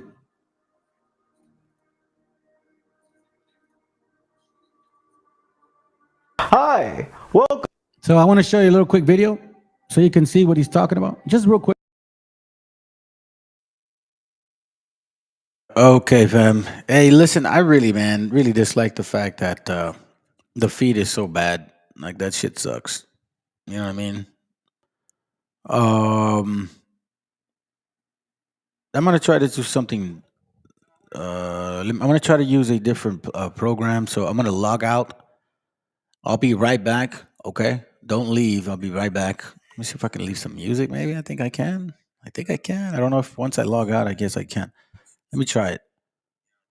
But I think I can. I'm gonna try to use a different platform. That may work. All right, I'll be back. Give me about maybe a minute.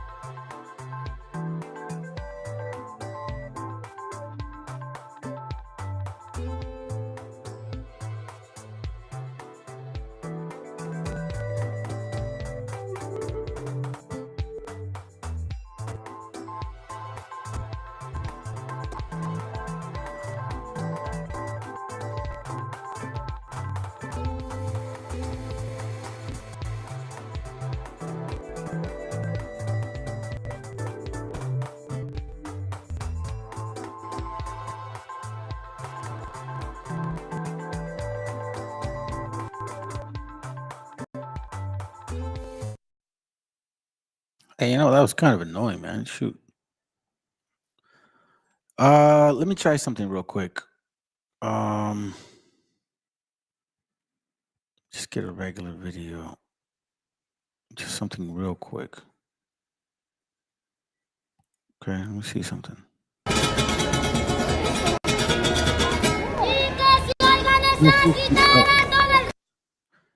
I want to see if the feed looks good, okay, fam? Let me see if it looks decent. Let me see something real quick. Let me take this off. Okay, All right. So I'm gonna. Well, I might as well just use this. Okay, ready? Let me see what it looks. Let me see if the feed looks good.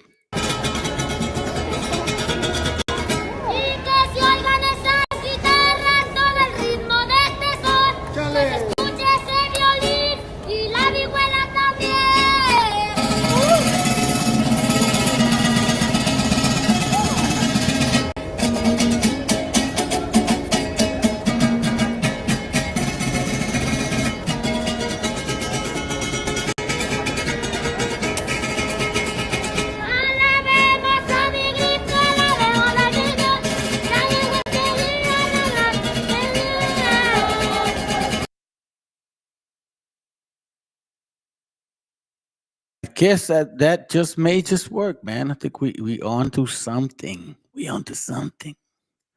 All right. So before we get distracted from the topic, the purpose of this class is just to clarify again true history and what Psalms 83 really means, and why Deuteronomy 28 has a lot to do with it as well. So let's not forget. Now, I just have something to say. If you guys recall, the beginning of the video was about that King James was right. He was a so-called Hebrew, right? The guy's like, yeah, but we ruled Europe. Okay. You know what's so funny? They call us Spaniards, right? But they say they ruled Europe. So if they ruled Europe, I mean, that's kind of like 800 years of rulership. Why the fuck are they calling us Spaniards if they're the ones that were ruling Europe for quite some time? You get what I'm saying, bro? I think I need to really come on. Let's be honest here. They're saying they ruled Europe since 711 AD. Why the hell are they calling us Spaniards, bro? We ain't the Spaniards, it's them. You know what I'm saying, bro? Come on, bro. Come on, man. That's kind of weird. I thought about that. I was like, wait a minute. Motherfuckers are calling us Spaniards. Aren't they the Spaniards? We've never been there. And they were, oh, bro, it's just, oof, my God. Hold on. Oh, that's gonna hurt. I gotta do that one, bro. I gotta do that one because this is crazy. And you know what, man? It has everything to do with. Oh, hold on a second. Let me take this off here on the side. How am I gonna do this? Give me a second, family. Let me open up a window. I got some ain't personal stuff, but just files. Let me see if I can show you guys this real quick. I have 2 screens, so I'm gonna switch over because I think we're gonna work with this one now that I know that it runs well. All right, so let me clear this up now. Go here, go here, go here, go here. Okay, now we're good. I want to show this to you guys. I replace the window. Go here. I think we can see that now. Yeah, all right. I want to bring this to your attention here real quick. Okay, this right here.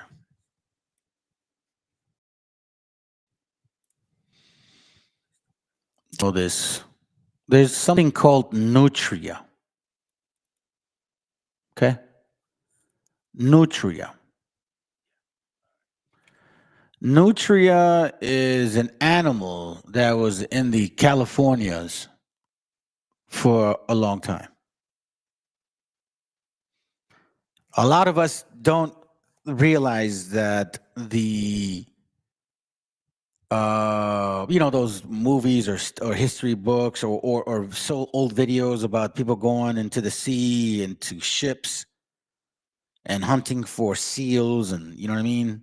Mink coats, those things, right? You just think it's history. But it's very interesting regarding this history here. Okay? So I'm going to take you to a little bit of some history here now. because I think it's time for us to understand what this means to every single one of us here.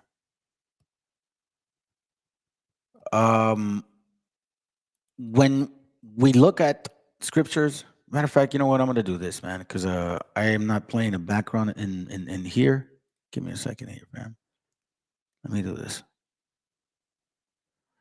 Let me go do this. Lounge.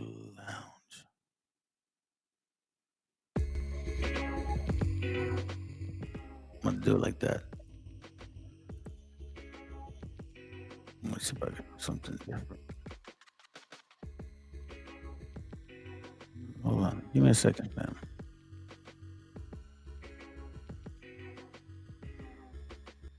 Trying to play a background music.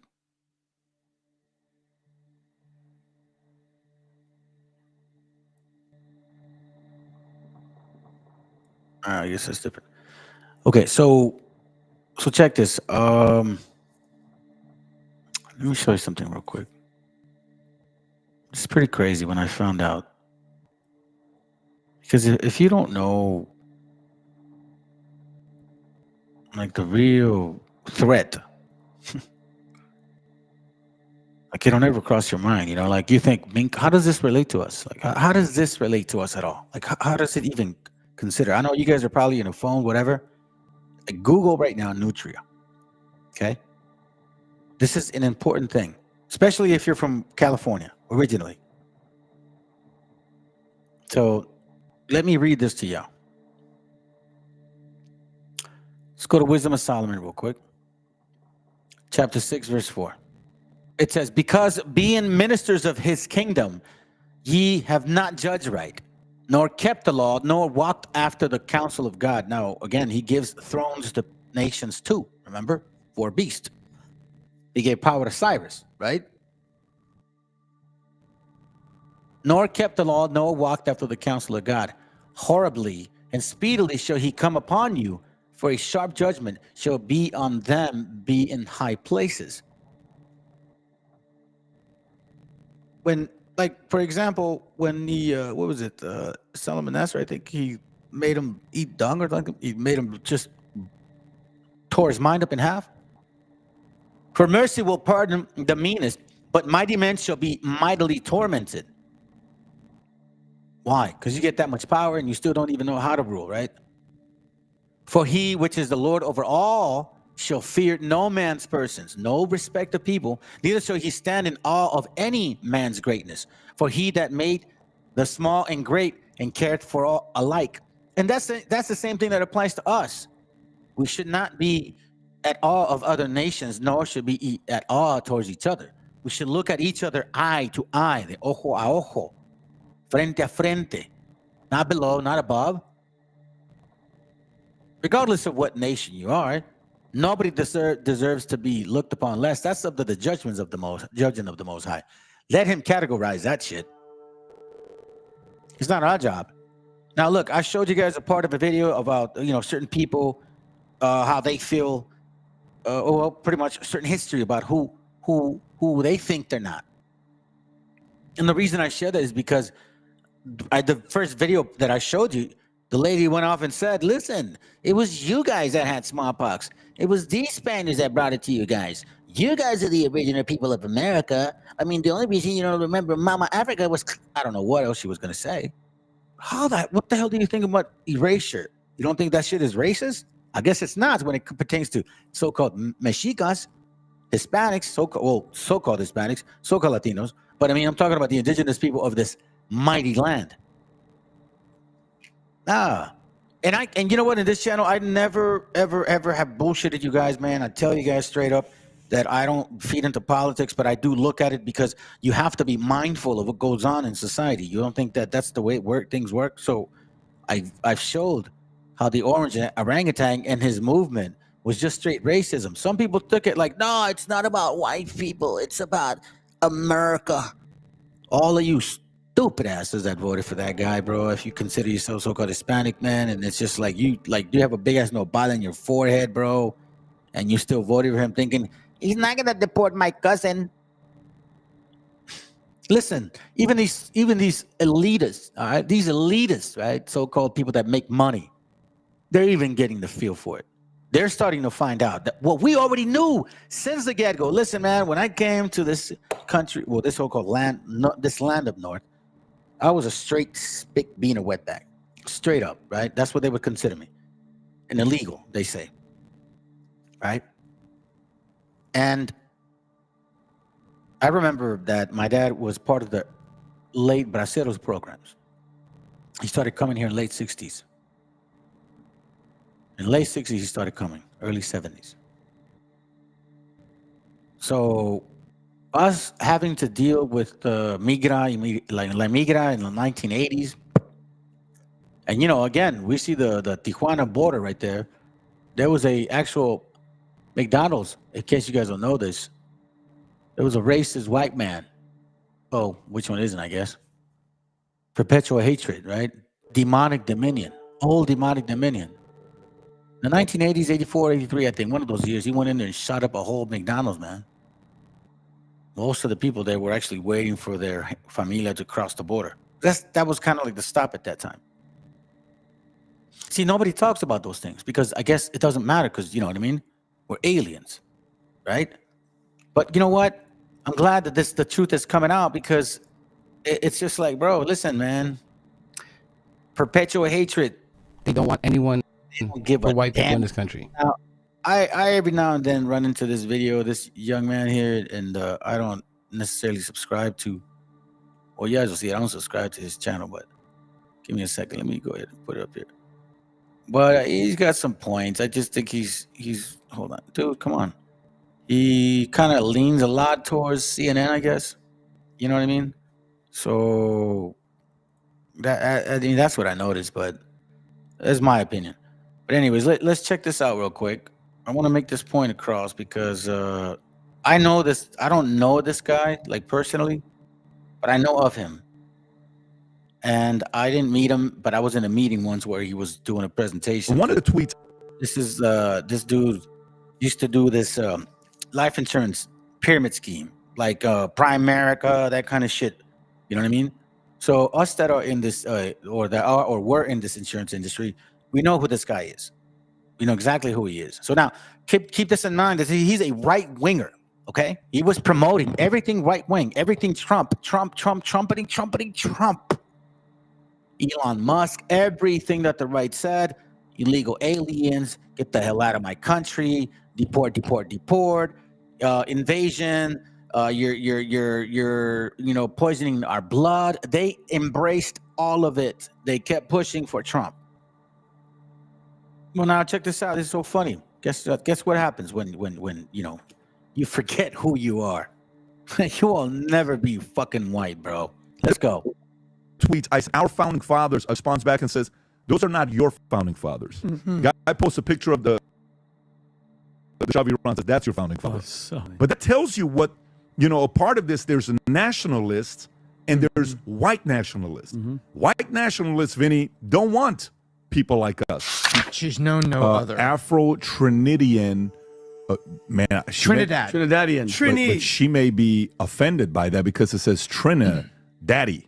So isn't that like offensive? Like Trinidadian. Maybe she's. Hang on. But by the way, Trinidadian. I think that means trisexual. T-R-I? No. Trisexual? To me, like she'll try anything. No. Hello, everybody, guys. We got PB and the Valuetainment panel. The racist.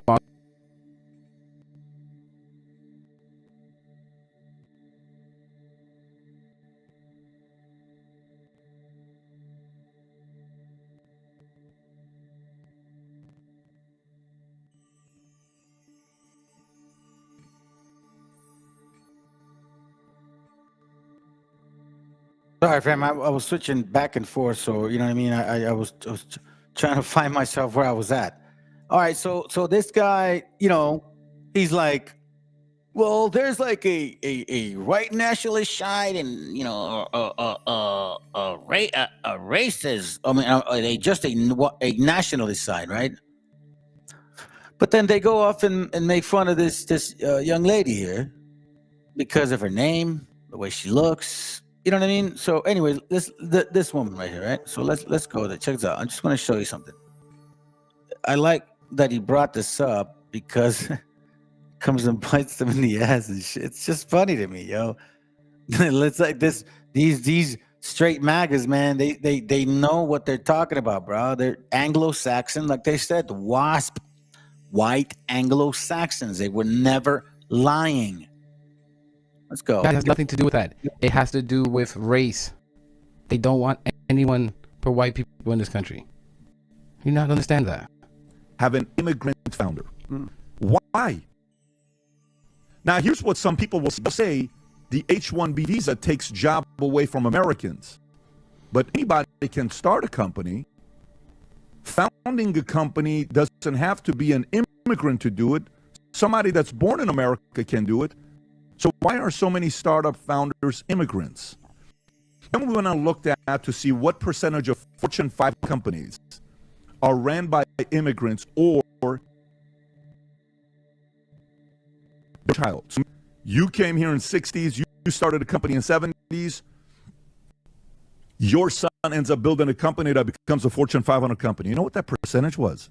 45% of Fortune 500 companies are ran by, an immigrant or their children.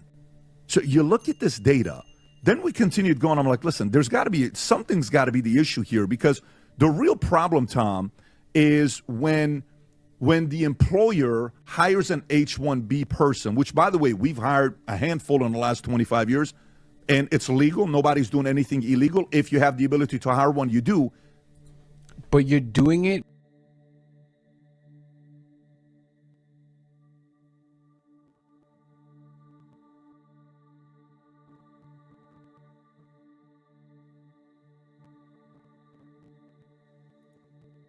The MAGA argument, the MAGA argument was no foreigners. That was the argument, wasn't it? Now this guy's justifying, and again, I listen to politics, and he's right there. He's just giving not excuse, but sounding like a Democrat. That's what he sounded like right there. He kind of gets a little bit into it. I think that he's a Democrat. That's what I think he believes in. So he's a Democrat. He's a Republican. I guess, as we always knew, MAGA is all straight white power. This stupid ass over here didn't figure it out because he thought it was green power. Nah, bro. No. The WASP.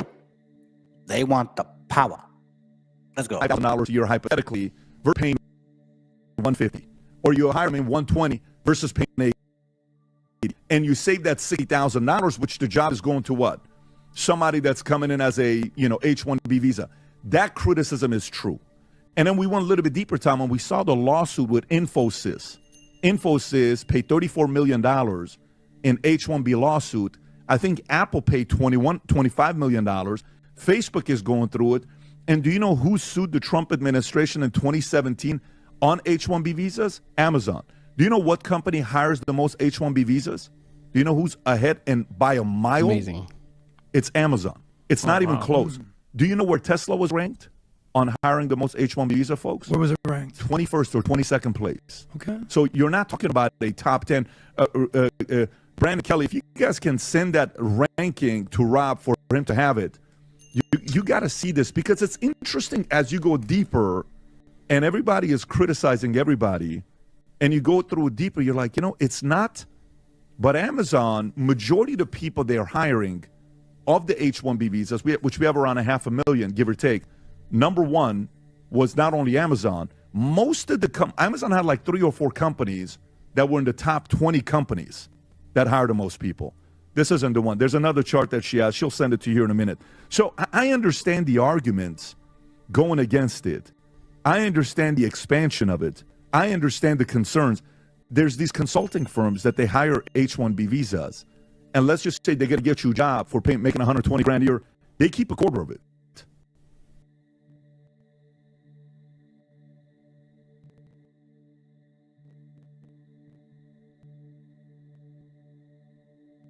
All right, fam, I keep clicking on another window. look, it's the point of this video right here is just the reality of the demonic dominion. We know that the WASP is strict predominantly for the WASP, and we know that other nations are predominantly for their other nations. Stop being fools. These are facts. You know, and this is why I think this is probably the best time to be very involved, or at least I would say somewhat, you know, in what these books are talking about. Where can I find that one? Hold on a second. Let me see if I can find it here. Hold on. That's right. It's not on here. This is from. All right, let me bring this out real quick. Take this down. This is from. We're gonna move on from this real quick.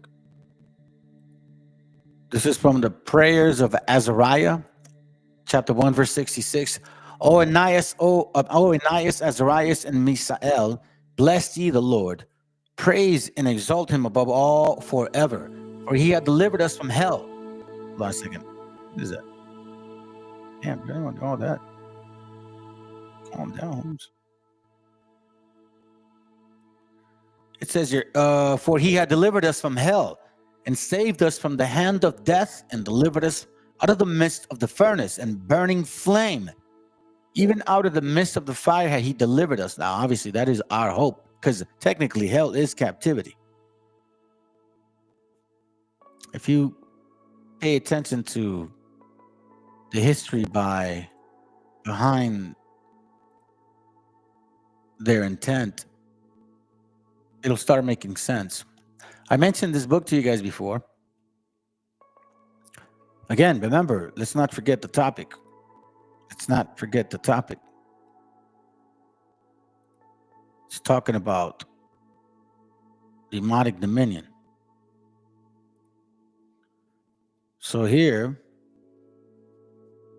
the book is called, here, let me see. Why isn't it logged in already? I don't understand this thing, bro. Come on, man. Anyways, all right. Let me just get through it. This book is called Secreto 1910. In case you guys don't know, this is regarding. Hold on, come on, get in, dude. Find him, bro. Whatever. Anyways, this is regarding the here. I'll magnify it.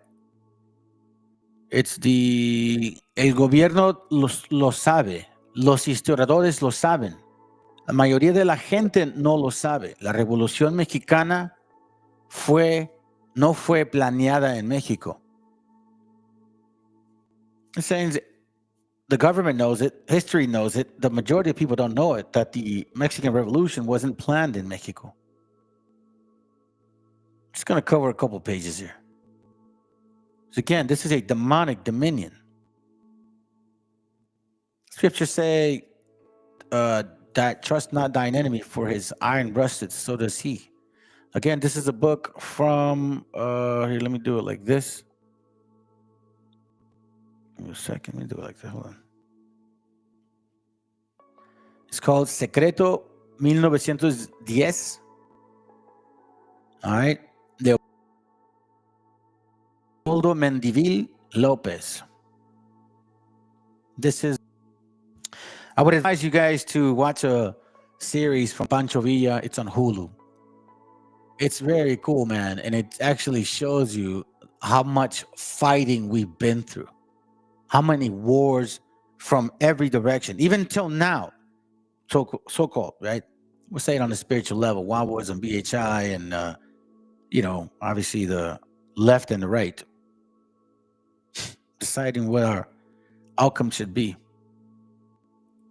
They passed laws in order to what? Oppress our gente, knowing that they never had to have, they knowing that they stole these upper lands. I mean, it's just a fact. They no denying it. And knowing that the origin of their ancestry has always been about Psalm 64. It says here, al finales del siglo XVIII, la mayor parte del continente americano estaba en manos de los imperios, el español y el británico. En julio de 1776, en ese mismo continente, 13 colonias británicas declararon su independencia respecto a Inglaterra y se hicieron llamar Estados Unidos de América. En la década de 1810, pay attention, una gran parte de las colonias españolas en América se rebelaron contra España y declararon su independencia. Entre ellas se encontraba la Nueva España, que hoy llamamos México. This is a statement from Thomas Jefferson. Pay attention to what he said. Keep in mind, man, that this is important too, you know. Don't ever let this go by your mind. Before people try to claim superiority and supposedly that eugenics is favorable to them, nah. Make sure that you understand they're just collateral damage. They're just the roaches that came with the boats. And the scriptures allowed this to happen. But they never played fair and square, because if they did, they knew they would lose. You guys need to watch Pancho Villa, man. They've been hiding the history of that man for quite some time. Por el momento, says Thomas Jefferson, aquellos países, las colonias de España en América, se encuentran en las mejores manos. Solo temo que estas resulten demasiado débiles para mantenerlos sujetos hasta que nuestra población progrese lo suficiente para ir arrebatándoselos parte por parte.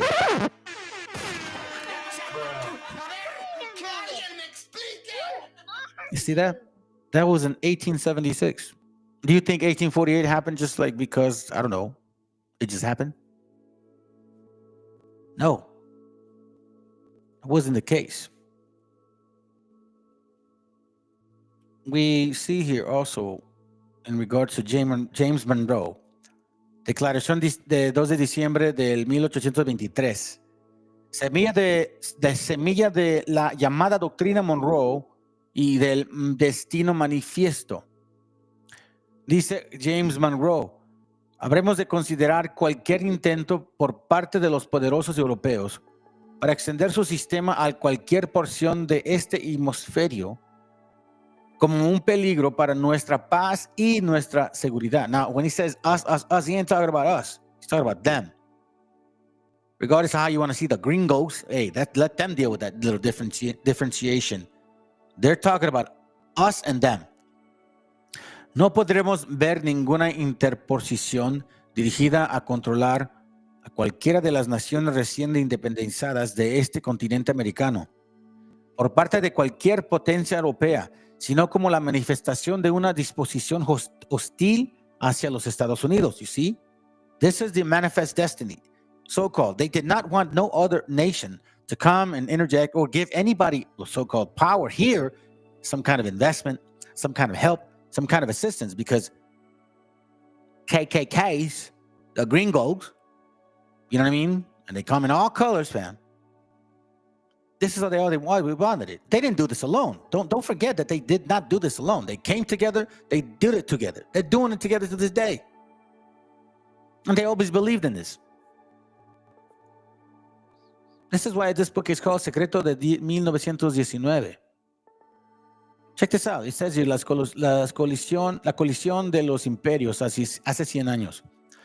Para 1910, México y las otras naciones recién independizadas en América Latina llevaban casi un siglo de ser las trincheras de los Estados Unidos en una guerra secreta contra las potencias de Europa por controlar el continente de sus vastos recursos. We're talking about, you know, the World War II potentially, in between World War I and World War II. En aquel entonces el imperio español ya era solo una sombra de su antigua gloria, right? That we're seeing that, you know, Spain is losing power. La guerra de intereses por el dominio, right? Demonic dominion. La guerra de intereses por el dominio de América se libraba entre Inglaterra, el Imperio Alemán, Francia y los Estados Unidos. Los estadounidenses emprendieron una agresiva campaña de infiltración, espionaje y control político clandestino en los gobiernos latinoamericanos para detener la incursión de las potencias europeas. You guys listen to what it's saying? Esta maniobra se basó en la doctrina Monroe, resumida en la expresión América para los americanos, America for Americans. Don't they say that shit to this very day? Y en el destino manifiesto. Again, this is a book called Secreto 1910. I would say take time to read it. In case you guys don't know this, I'll show you this now. Actually, you know what? Let me go to here. Let me give you guys something real quick. Baruch 4:1 says, "This is the book of the commandments of God, of the law that endureth forever. All they that keep it shall come to life. Such as leave it shall die." I read that because I find it interesting. You know, brothers ask me to do classes in Spanish, and I try. The moment I do, people leave. And I don't see enough people watching them. Maybe it's time. Who knows? But again, man, the book is the book. Anyways, Baruch 4:14, "Let them that dwell about Zion come, and remember ye the captivity of my sons and daughters, which the everlasting had brought upon them. For he had brought a nation upon them from far, a shameless nation, strange language, who neither reverence old man nor pitieth the child. These have carried away the dear beloved children of the widow, and that was alone, and that left that was alone, desolate, without daughters."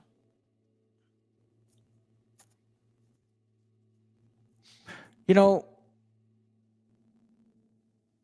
when it talks about the widow, talking about a nation that is dead, asleep. That's why she's a widow. She lost her children. They're dead. They're asleep. Where are they? Revelation 6:8, it says, "And I looked, and behold, a pale horse, and his name that sat on him was Death, and hell followed with him. And the power was given unto them over the fourth part of the earth." I've given you guys some material to prove this is the fourth part. "To kill with the sword, and with hunger, and with death, and with the beast of the earth." But the interesting part is, in hell followed with him. Captivity. Hell is captivity. Check this out. I'll tell you guys real quick this.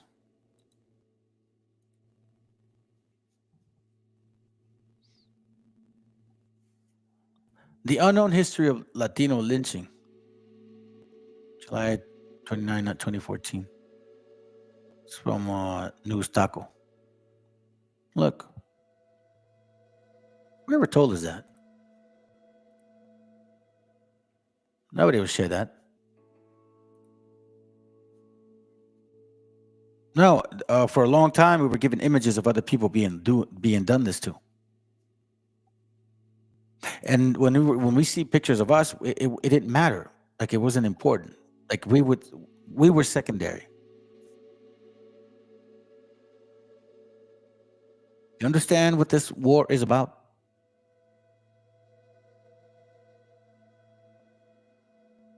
Research on Latino lynching is new.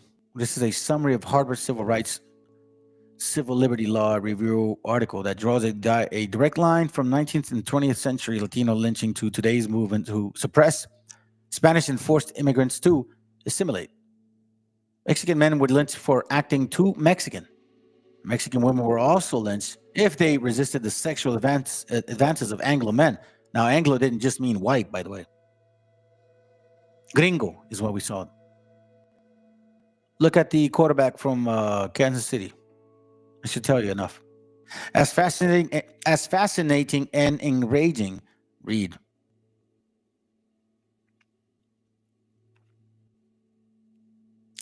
Law of the Noose, A History of Latino Lynching by Richard Delgado. Delgado attempts to shed a light on the largely unknown history of Latinos, particularly Mexican Americans in Southwest U.S. Southwest, by the way, who were lynched between 1846 and 1925. This roughly the same time that many blacks were lynched in the U.S. as well, while many know of the ominous and horrific fate that blacks and African Americans saw in the U.S. Really? Ain't no difference. Few known of the lynchings that Latinos were met with. Delgado challenges scholars of these lynchings and explaining that the English-only movement are present our present day form of lynching. Yep. Who was involved in his lynching? Some people predominantly promote that shit, but they always say, "Nah, you guys didn't go through it." Don't they say the same shit today?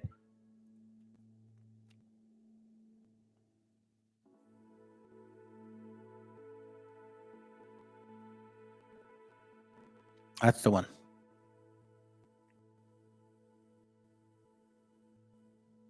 These things that happen. These things did happen.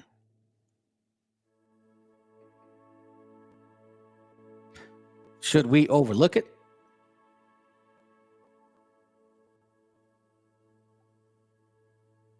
I don't think so. Why should we? For the sake of someone else's feelings? Because they don't like it? Because it's too harsh for them?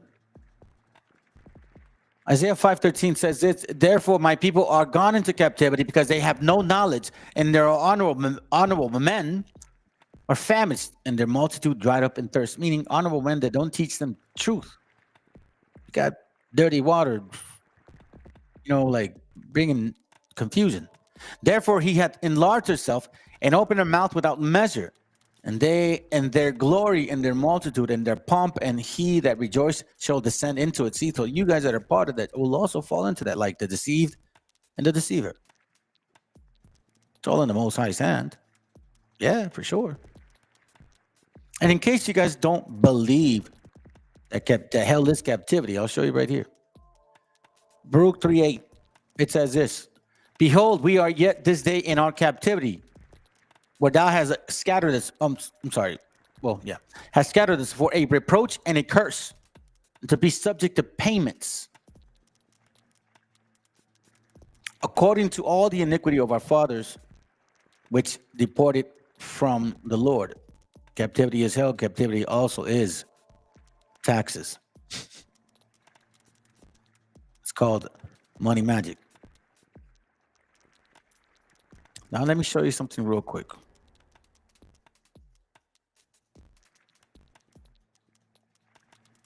Because we know. Let me see if I can see this right here.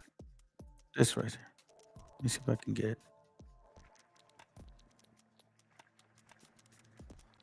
This is Democracy Now!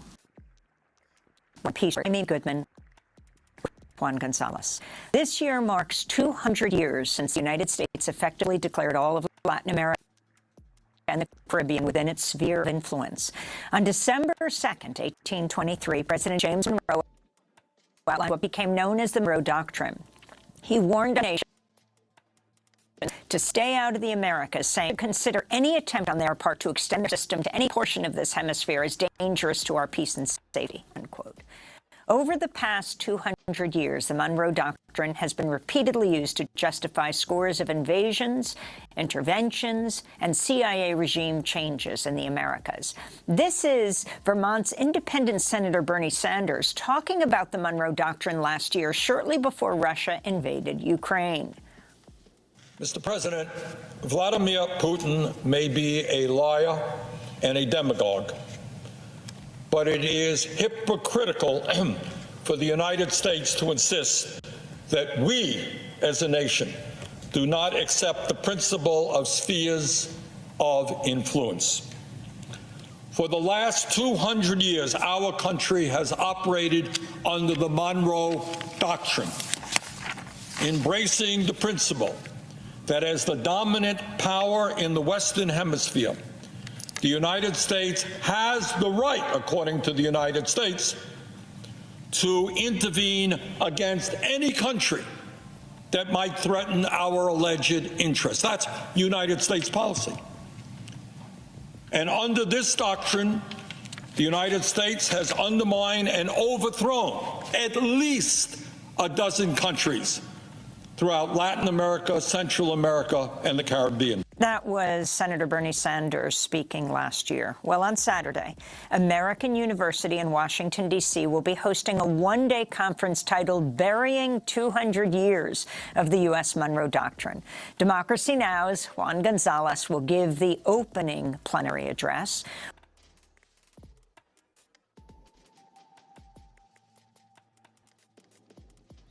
I wanted to show you that because this video that comes up next is going to now bring us back to, remember what I said, nutria, right?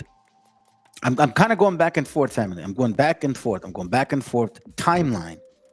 I've showed you guys some history in the past when they got here, and then we went into the 19th history or 19th century, late 18th, early 1900s, right? Now I'm kind of bringing you back a little bit to the 1800s. 1800s. So we're talking about 120 years of some, history of back and forth. Just consider it me trying to taking you through a funnel effect. Just follow me here. So now we got a understanding of a demonic dominion. We know now Monroe Doctrine, manifest destiny, history that was never told to us. Right? We didn't know what happened, what occurred, how we get sick, what the F, right? Okay, so now let's dig into this nutria concept. So again, nutria, as I mentioned to you, I don't know why it didn't pop up over here.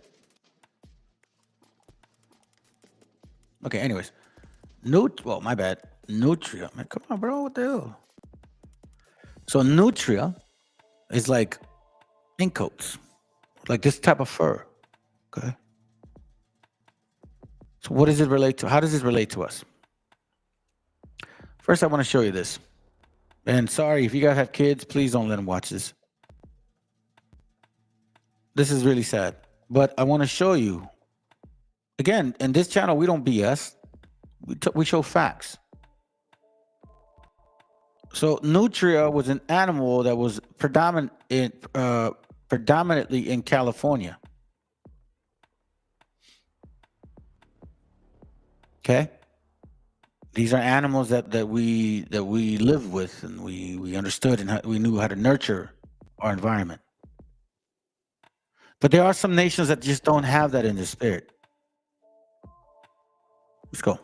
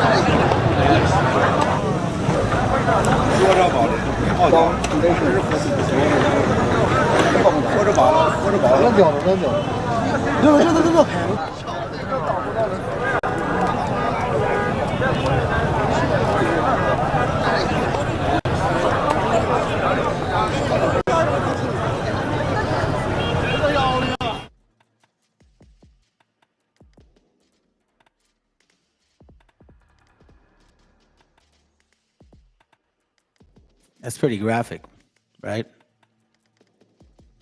It's pretty graphic, but that happened in our land. That happened to the animals that we dealt with, that you could say we cared about.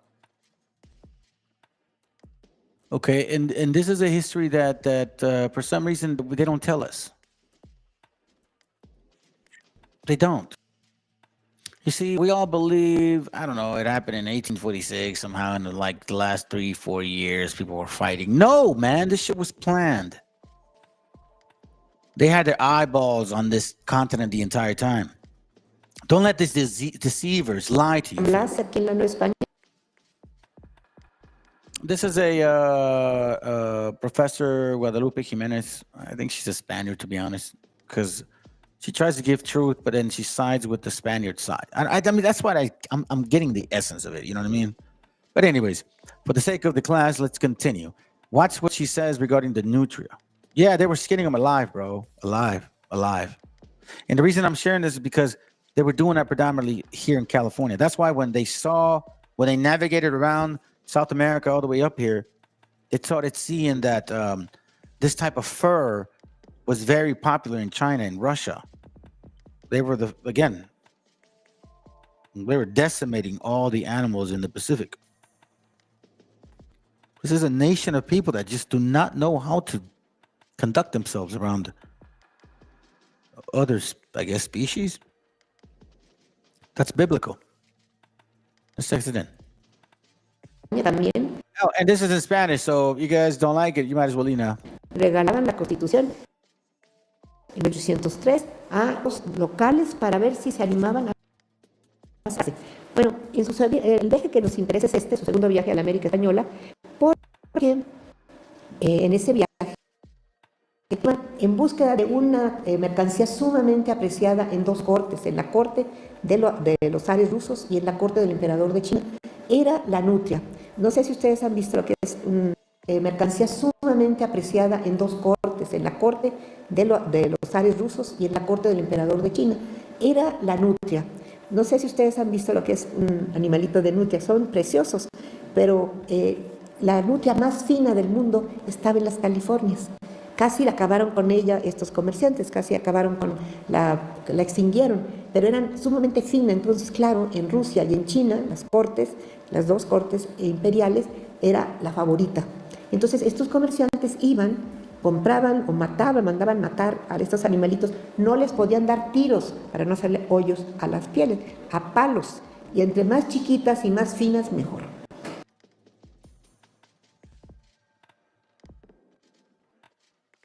See what I mean? So they were bashing their heads. They were bashing their heads like this animal here.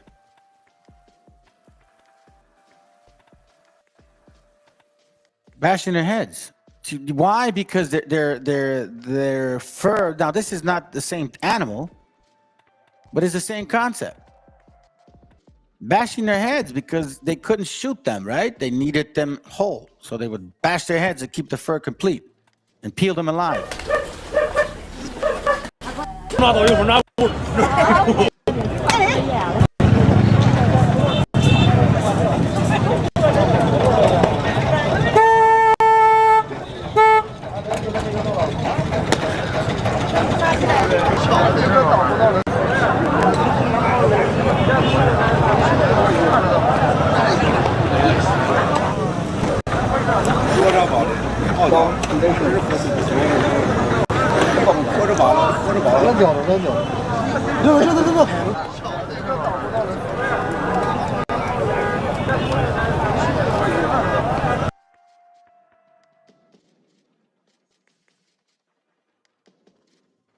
don't care how you slice it. I don't care what you say. That's fucking evil, bro. That's evil.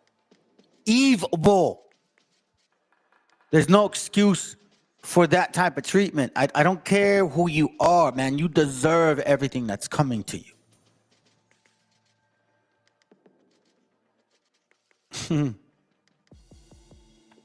It's like, man.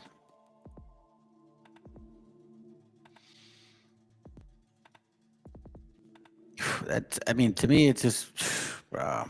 But anyway, let's continue. Let's continue. Horrible. Bueno, era un comercio espantoso, pero les podían dar tiros para no hacerle hoyos a las pieles, a palos. Y entre más chiquitas y más finas, mejor. Era horrible. Bueno, era un comercio espantoso, pero les daba muchísimo dinero, muchísimo. Y entonces, así empezaron. Y van a haber varios países interesados en este comercio. Por supuesto, los Estados Unidos con estos comerciantes, también los ingleses y también los rusos. Los rusos tenían un establecimiento muy importante ruso en Alaska. Ustedes se acordarán que Alaska fue rusa. Y ahí había un hombre que se llamaba Alejandro Baranov, que hace un acuerdo con estos comerciantes estadounidenses para el comercio de esas pieles tan apreciadas.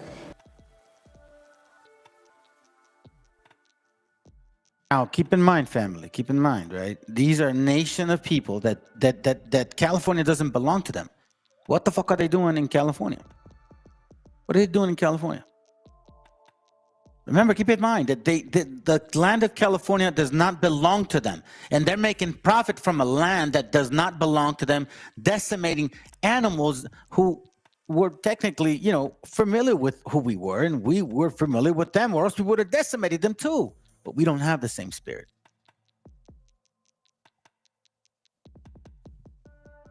You know what I mean? It's disgusting, man. And again, remember, family, when Hernan Cortez came up to the Californias, he didn't come with just gringos, güeros. Estebancito, remember that? Estebancito. I got a history on his punk ass. I'll do a class on him soon. Let's continue.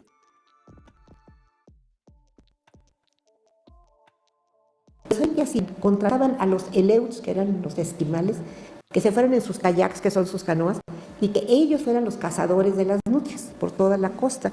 Bajaban por las costas de California matando a los animalitos, como les digo, a palos, ¿verdad? Y se las vendían a estos comerciantes, tanto rusos como de Estados Unidos. Y estos iban a Cantón, en China, allí desembarcaban con todas las pieles para venderlas muy caras en la corte china. Y también se iban a Rusia con esa. Think they got Eskimos to do it, family? They got Eskimos to do it because they're not the same people as we are. That's very fucking clear. And I've said that to you guys before. Okay? Did we mix with them? Yes, we did. You can tell. But that's why they got Eskimos to do it, because our gente wouldn't do that shit. It wasn't in our spirit to do that. We at least have some common sense. For you guys that want to say, oh, you guys are Eskimos, you guys are Mongols, we have no similar tradition whatsoever to them. Whatsoever. They don't eat our food. They don't dress like we do. They mimic some of the shit nowadays, but there's no historical facts that we have any relationship to them whatsoever. Food, clothing, music, singing. Come on, man. Dancing. Please. Let's go. Eso es lo que estaban haciendo en este viaje. Tenían un barco que se llamaba Lelia Bird, y en ese barco a eso iban. Pero quiero decirles que aunque él está platicando todo lo que significaba comprar esas pieles, venderlas, las rutas que seguían, los viajes tan difíciles que tenían que hacer, por ejemplo, cuenta que cuando regresaban precisamente en 1804 venían de Cantón a las Californias, les tocó una época muy terrible en el mar, casi pierden el barco, pero bueno, sí, la pasaban muy duro, pero era muy lucrativo el comercio. Pero entonces él se da cuenta que para Estados Unidos lo más lucrativo no van a ser las pieles, se están acabando además, que va a ser apoderarse de las Californias. Se ha dado cuenta que hay dos puertos magníficos para el Pacífico. Uno se llama San Diego y el otro se llama San Francisco. Y esos dos se los describe y dice, es que tienen que ser nuestros.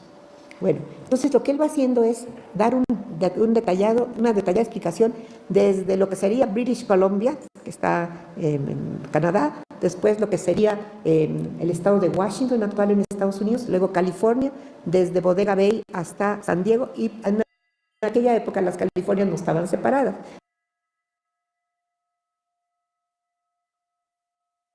Now the interesting part is this right here.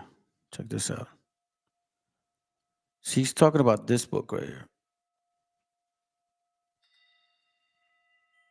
This book right here. Diario de un viaje entre China y la costa noreste de América efectuado en 1804. I guarantee you guys can't find that book. And if you can, it's $2,500. Watch. Let me show you right now.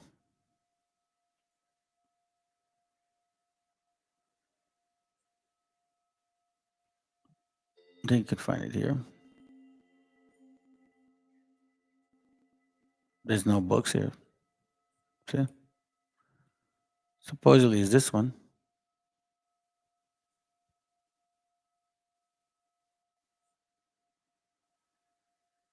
$2,400. See? $2,500. William Shaler is the name. Why does that book cost so much, man? William Shaler is the name. I invite you guys to get to at least read portions of it, because it allows you to read at least 26 pages, and it goes into detail of what she's talking about. Embarcadores, when they were actually dealing in the Californias. They've been dealing with Chinese people, man, since a while. It's nothing new under the sun. You know what I mean? They want to claim like, oh, nah, bro. If you look at this particular page here, it at least tells you, los comerciantes, nuestros cargamentos de la China que antes pagaban con estos pieles en dólares españoles mexicanos. They used to call dólares españoles, meaning pesos. They used to call them dólares españoles. See that? Ahora se consiguen con letras de cambio, meaning, paper, sobre Inglaterra por opio y por telas europeas y americanas. Drugs. So we see now who the first drug smugglers. They were smuggling, these Europeans were smuggling opium, right here, por opio y por telas europeas y americanas. Opium. So the first, what do you call it? Drug smugglers are WASP, the Anglo-Saxon people. You guys are the first drug dealers.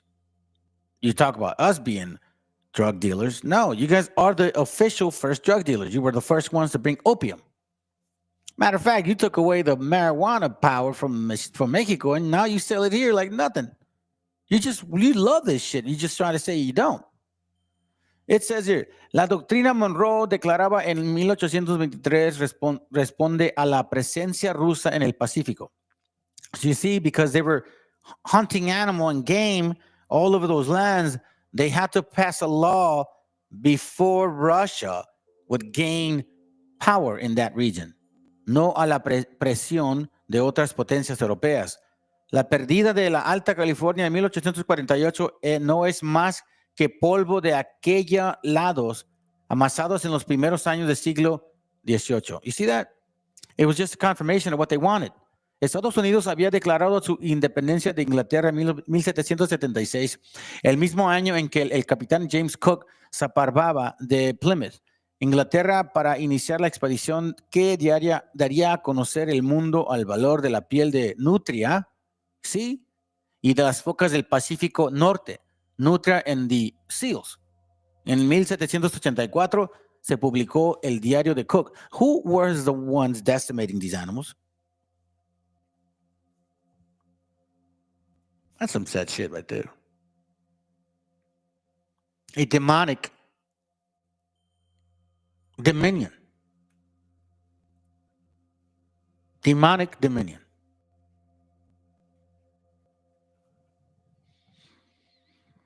Check this out.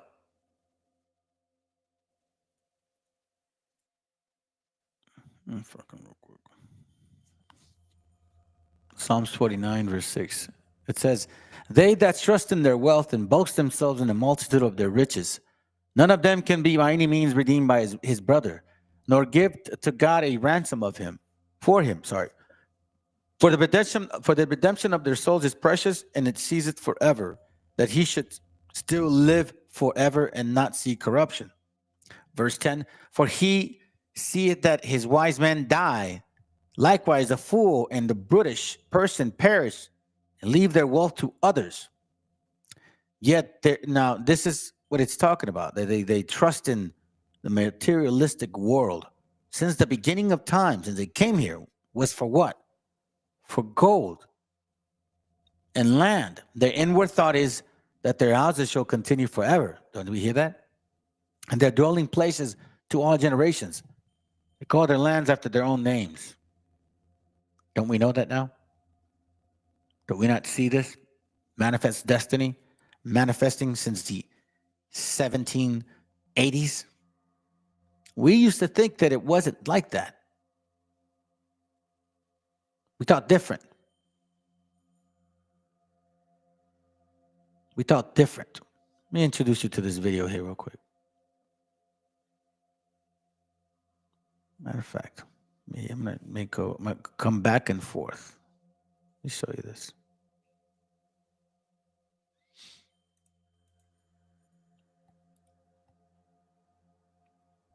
See if I can find it.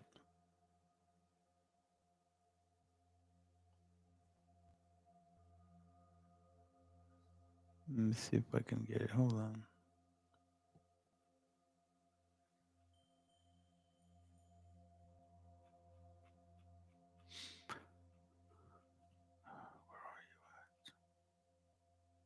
Okay, here it goes right there.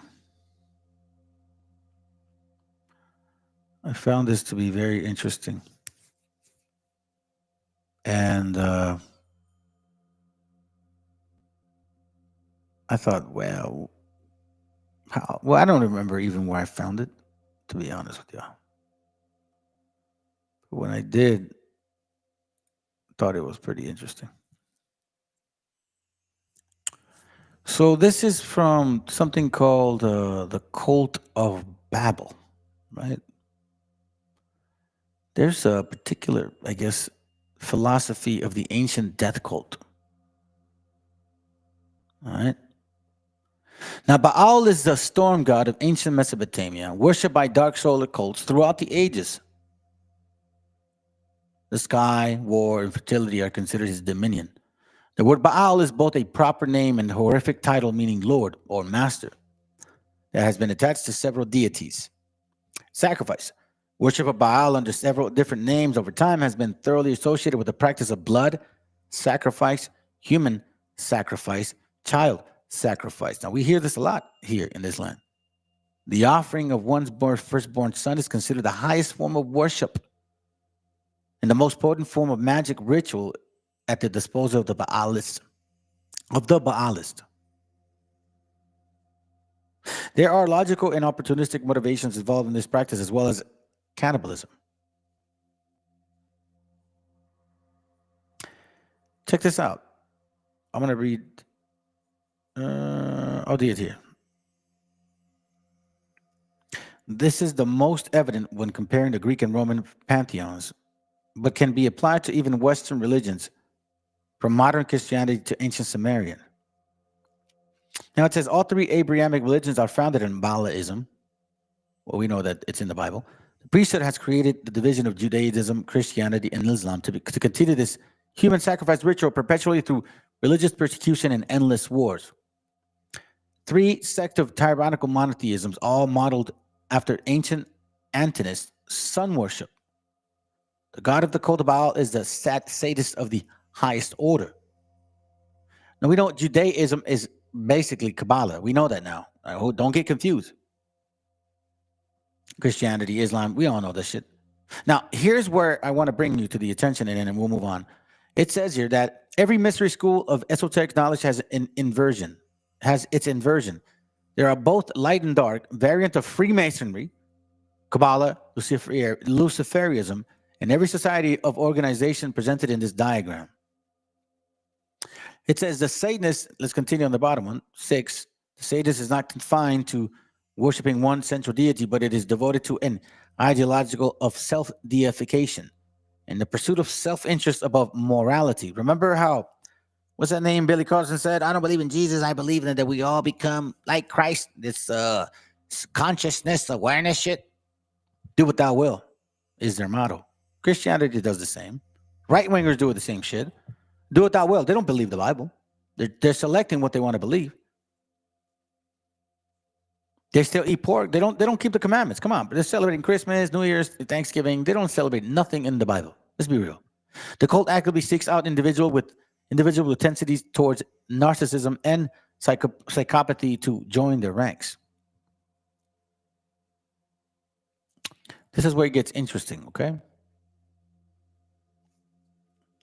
Luciferians know the same satanic ideology, but have been taught the deepest metaphysical secrets and have access through magical rituals to pantheons of demonic entities. That's very true, fam. This is very true. Now let's skip a little bit here because I want to show you something that Let me get to the point.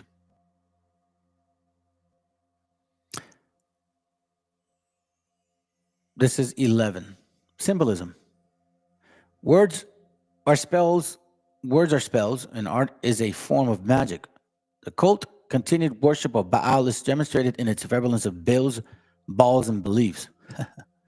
In modern culture, all the words derived from Baal are monetary, political, and judicial system, professional sports, and all form of corporate-driven entertainment openly parade Baalistic satanic symbolisms in front of the obvious audience on a daily basis.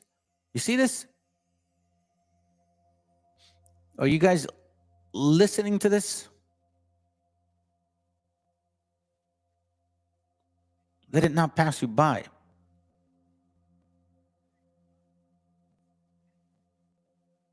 Let this not pass you by. Hey, let's go back. Deception, ambition for domination, combined with the absence of morality, makes the art of deception as a key value in the cult. Catholicism is centered on the Roman two-faced God of gods, Janus, representing two-faced nature of the Vatican, which is Satanist at its core. The Vatican is so inundated with paganism symbols and blatant contradictions within its selected scriptures that reality is literally inverted from honest believers. They worship death. Damn. Isaiah chapter. The cross is a plain demonstration of human sacrifice worship. Counterintuitively justifications have been canonized to disguise the obvious. What is that saying, family?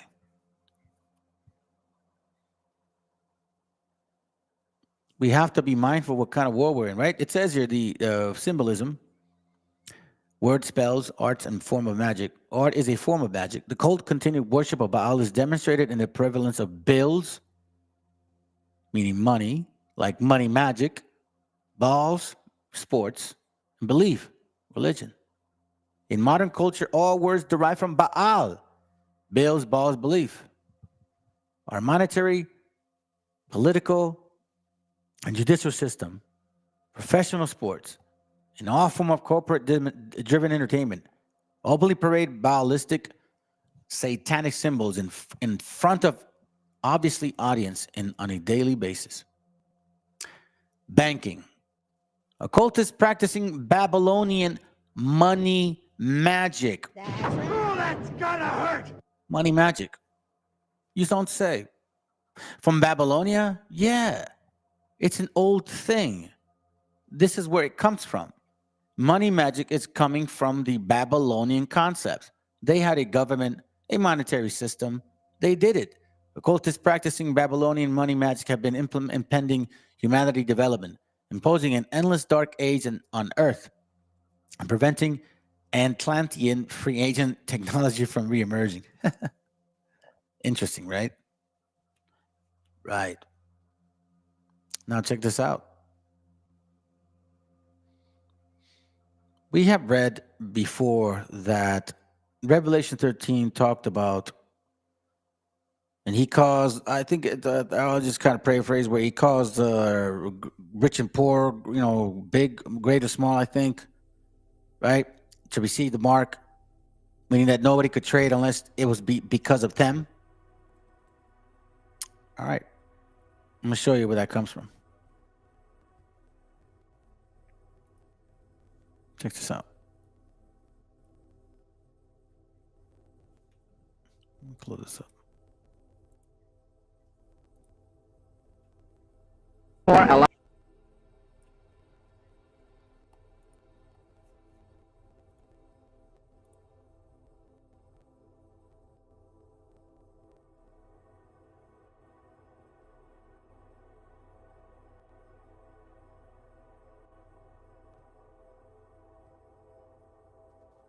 The strength of a nation's currency is based on the strength of that nation's economy.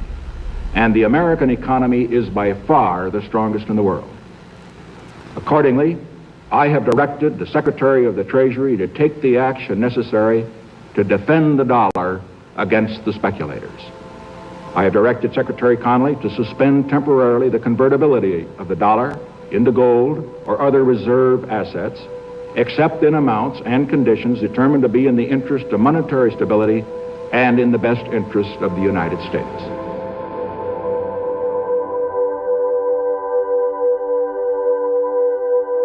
August 15th, 1971 will stand as an important of a much deeper problem.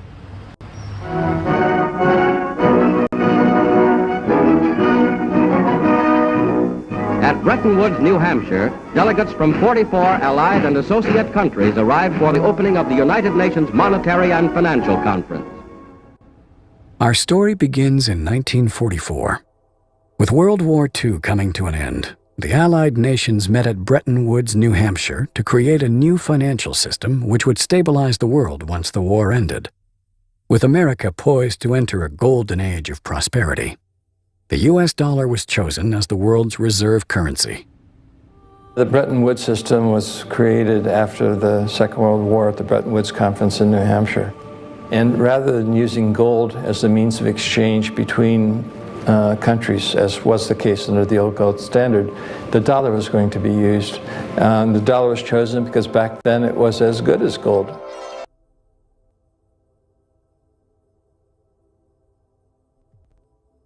You see what I mean? That's a very important thing not to overlook. Scriptures are right there in front of us and to tell us. It says it in Revelation 13. But the only way you would be able to trade was because of you having his mark. The mark. The Sharag, they call it. Right? But again, what occurred? It went from gold to paper. From actual materialistic, like actual physical, gold to printed paperwork.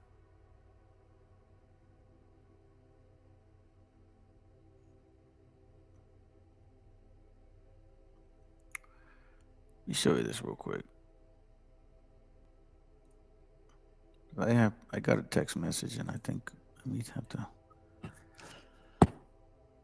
excuse me, cut it short. I apologize. Give me a second. I just want to try to finish off with some of these videos because I think it's important for us to know.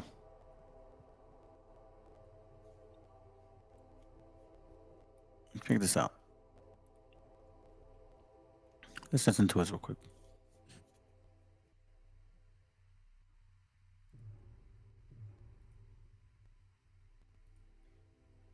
See, every nation that has used this system has failed. Every single one. Every single one has used the Nimrod money magic system. One way, shape, or form. Their religion, their government, their structure. It has never changed. Let's continue because we're almost done. Please don't shoot the messenger just because you don't like the message. I am not responsible for the conditions that we face as a nation today, but I am not going to sugarcoat what the situation is. My guess is you already know it in your hearts and in the backs of your minds, if not in the front. So I thought it might be useful if we took stock of where we are. And by taking stock, I mean economics above all else. That's a core part of our situation about which Americans are extraordinarily poorly informed. I do believe we are at a major transition point in the history of the United States and probably of the whole world. I know that sounds grandiose, and I don't normally talk in grandiose terms, but the situation calls for it. And as I say, I'm not going to shrink away from why I think this. So let me begin by telling you why I think it's such an important moment in our history. For most of the last 50 years, roughly since 1970, the dominant economic reality of the global economy and of the United States as the major player and shaper of that global economy in the last 50 years That period can be characterized by many names, but the one that economists use is the phrase neoliberal globalization. And here's what it means, that in an era that we remember with names like Ronald Reagan and Margaret Thatcher, we turned away from the legacy of the New Deal. We turned away, as did many other countries, from the notion that a catastrophe like the Great Depression of the 1930s required that government play a major role in keeping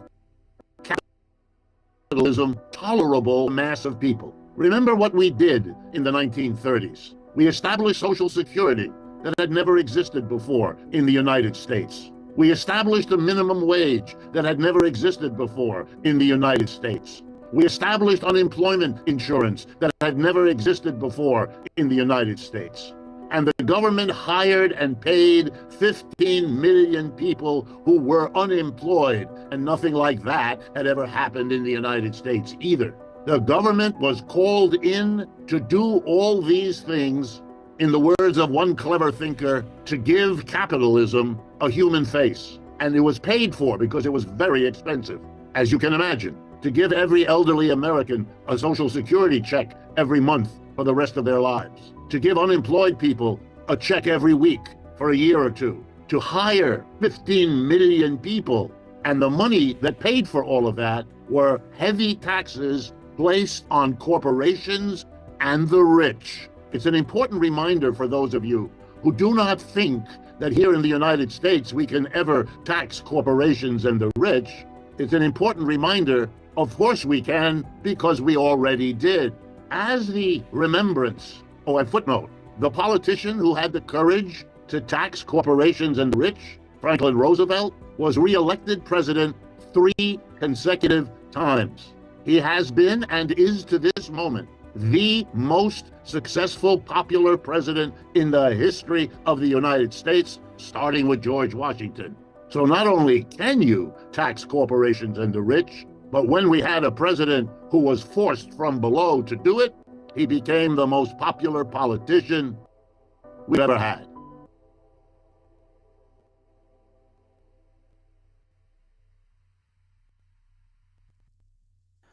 Yeah, when things are good. Now let's look at this, the phases. And I'm not trying to rush, family, but I do have to take care of something, man. It just came up, and every empire falls. That is certain. No matter how long they reigned and how far their rule stretched. From the Romans. I had other examples to show you, but I would like to play this video because I think every empire falls. Hey.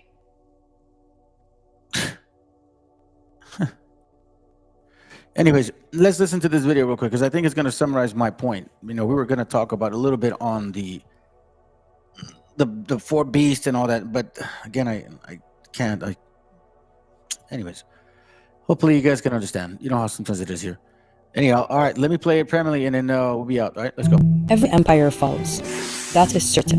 No matter how long they reigned and how far their rule stretched.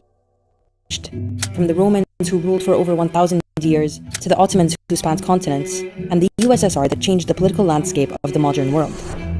So is the empire we're living under today also crumbling? Yes.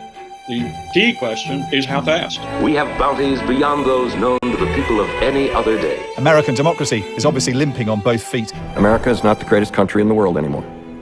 The US empire is falling, and there are 3 symptoms of its impending demise that we can see from looking to the past. Let's start with the oldest of the bunch. These videos are made possible by our supporters on Patreon.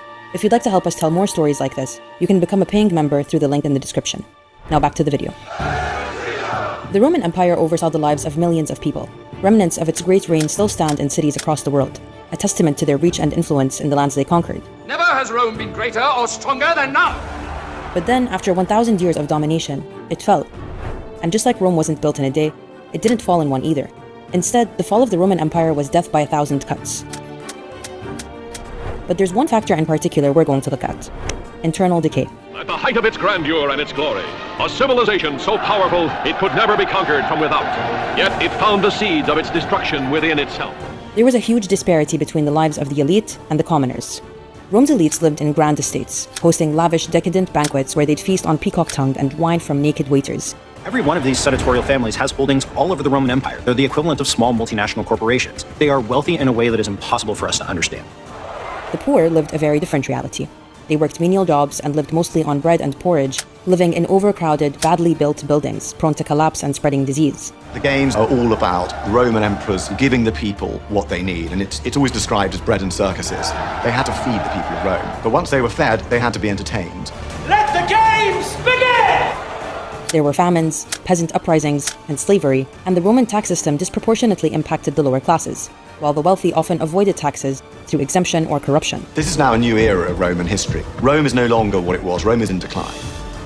The middle class was shrinking, and the economy became increasingly polarized between the very rich and the very poor, all fueling resentment and instability. So what does this tell us about the US? Home they've always dreamed of, the happiest investment they have ever made. The middle class was once a symbol of the American dream. It meant owning your own home with a white picket fence, a car, kids going to school, a perceived ease and quality of life that couldn't be found anywhere else in the world, and that anyone could achieve so long as they worked hard enough. We are a prospering people, wherever we live, or earn our livelihood. But for the past few decades, that's all become increasingly out of reach for lots of Americans. Some people skipping meals because they simply can't afford it. The number of people experiencing homelessness in a single night went up 12%. Every year, hundreds of thousands of people are literally asking for donations to afford medical treatment. Our roads and bridges are crumbling, our airports are out of date, and the vast majority of our seaports are in danger of becoming obsolete. But Americans from the grocery store to the gas station are seeing their budgets tighten every single month. And the changes suggested would mean higher taxes for the average American family, widening America's already massive income gap. 90% of the wealth is right here in the top. And then the lower middle class, they've got 0.3% of a piece. Yeah, they got some crumbs there.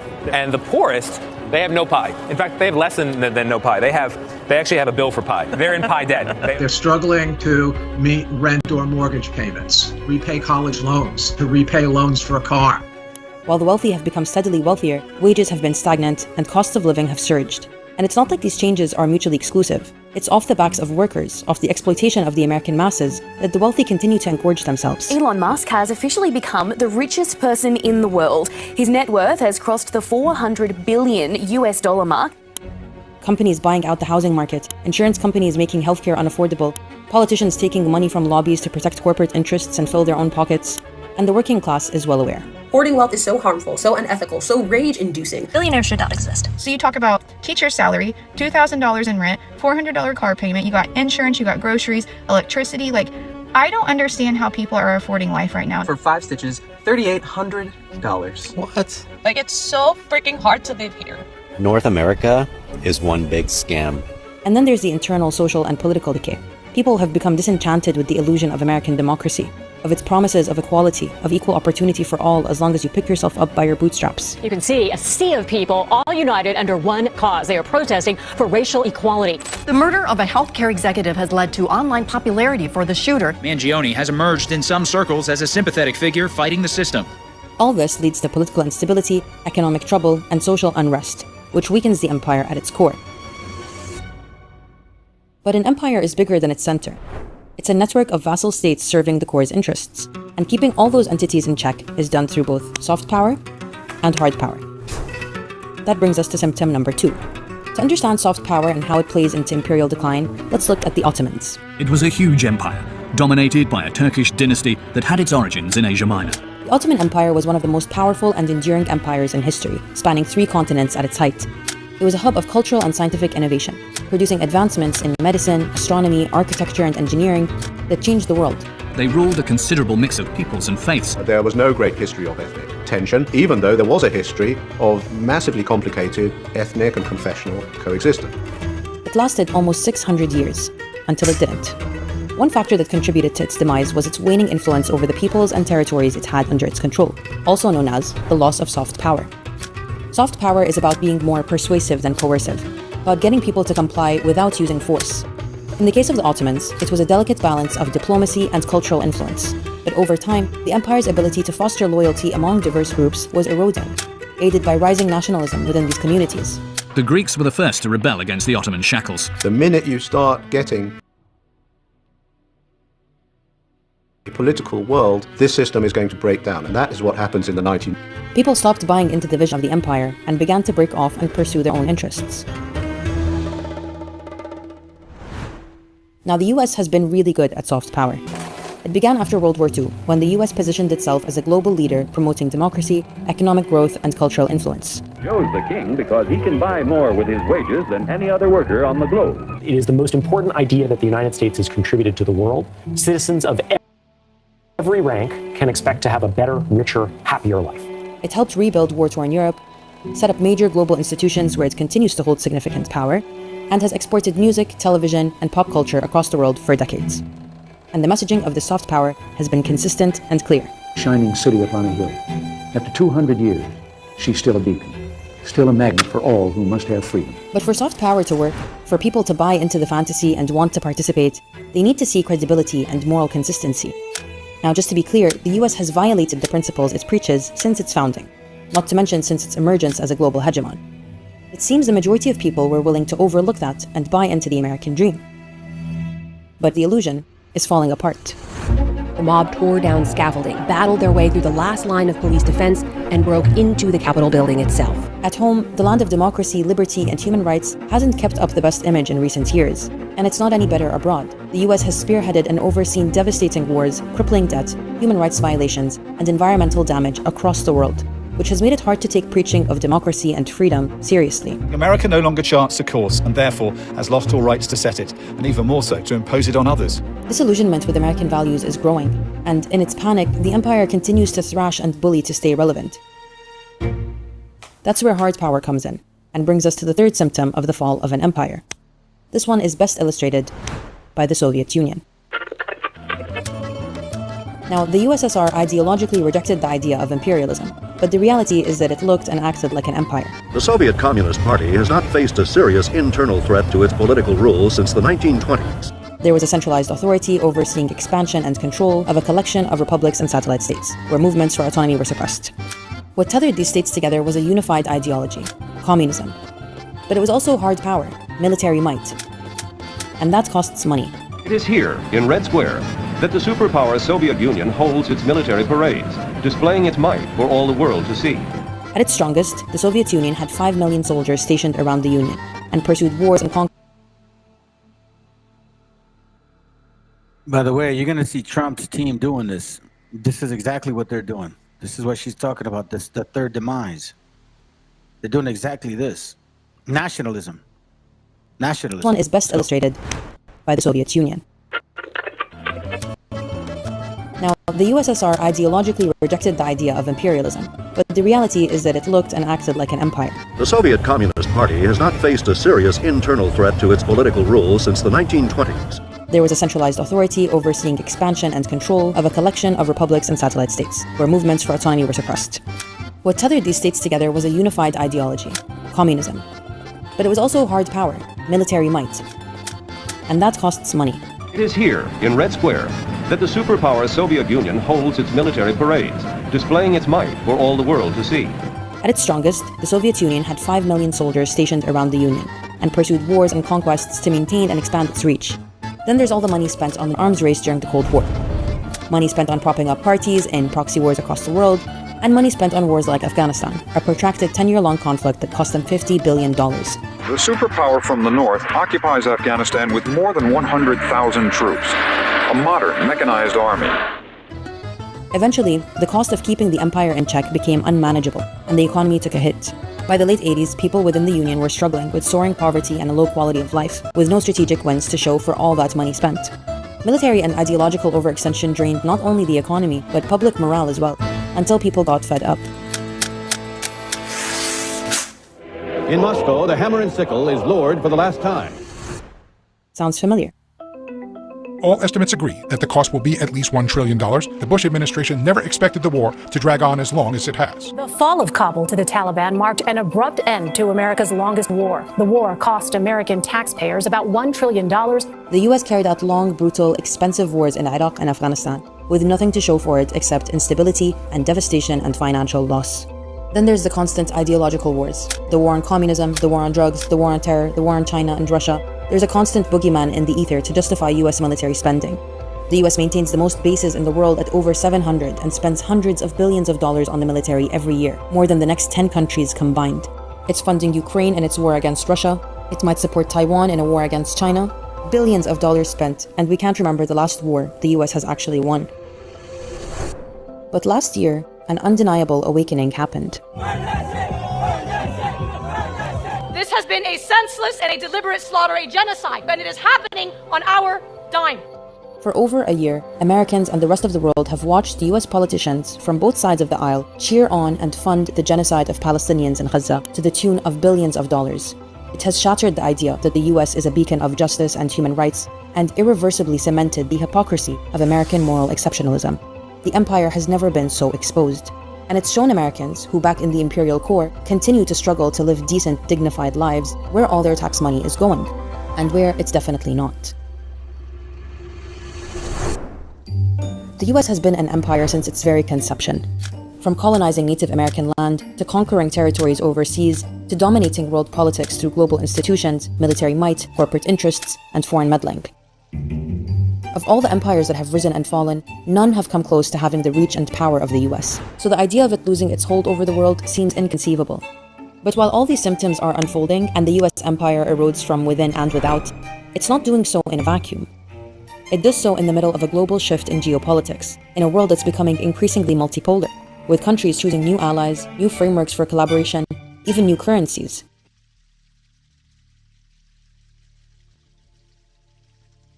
And that's where it's going to start attacking, right there. The new currencies. We already have, we're almost done. We already have people complaining. They're crying. Why me? Student loan. Me. So I have to work so hard. Why do you have to work so hard? Check this out. Maybe because you never did. You know what I'm saying? It's bad now. Wait till it gets better. Now you guys already know there's no eggs anywhere, right? You guys already know that. At least in California. You live in California, you're not gonna find eggs anywhere. Not Costco, not Walmart. I mean, you will, but they're like $9, $10. Those are facts. This is the fall of America. It will be a quick, sudden disappearance. I don't know how any of you guys are going and going and going. I know you gotta be at the same level of mental health as me. Every day it's something new. Between the fucking news and the stupid Biden and stupid Trump. And this country fucked. Every day we're spending more and more money. None of us are getting ahead. The way we live in the United States is not normal. Now, I'm not exactly sure when it happened, but it became crystal clear to me that something is wrong with the United States. America is not what it once was. I've got some bad news for people who don't travel internationally. The world hates us, okay? We're not the big dogs. We don't have the clout that we once had. We aren't even like statistically on top of anything, education or anything anymore. Wagwan. Whoever is watching this video and is celebrating Christmas, Merry Christmas to you. Merry Christmas. Happy holidays, you know? So between the news and the stupid Biden and stupid Trump. And this country's... Every day we're spending more and more money. None of us are getting ahead. The rich people are the ones that are fucking getting ahead. I'm tired of struggling. I've done everything I can. I'm trying to be a good man. I take care of my daughter. I take care of my wife. The best I can. I can't keep going. Every day it's something new. And then on top of that, as if you're not trying to spend money, you have to. Fucking everything's expensive. I own a painting company, I still can't fucking make it. I'm fucking trying, man. I can't look at my daughter and my wife and know I'm failing.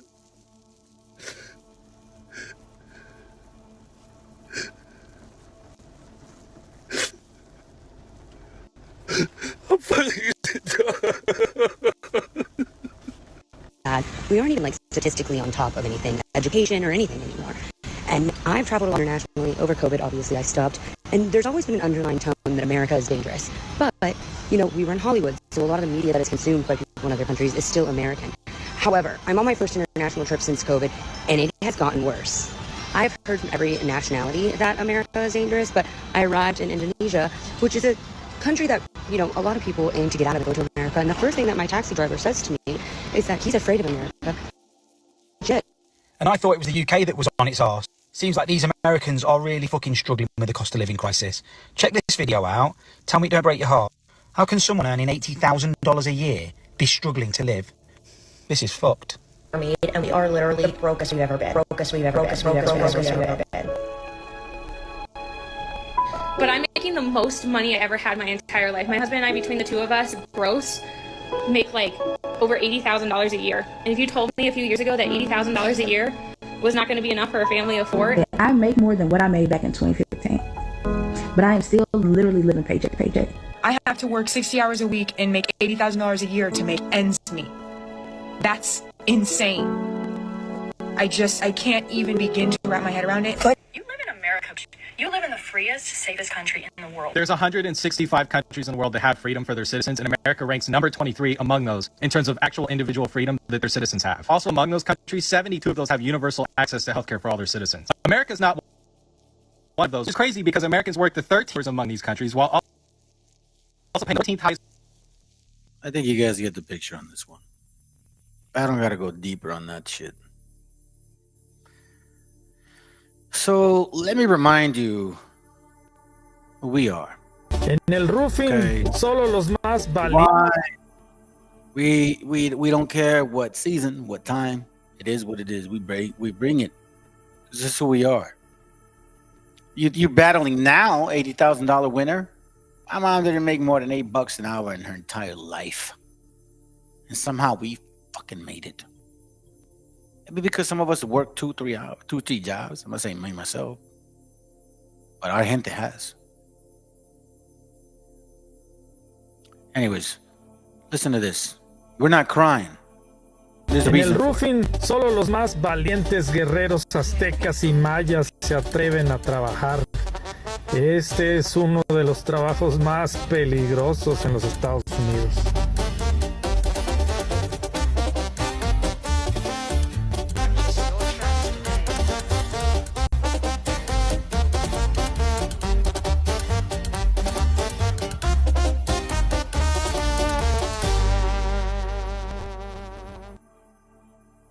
En el roofing.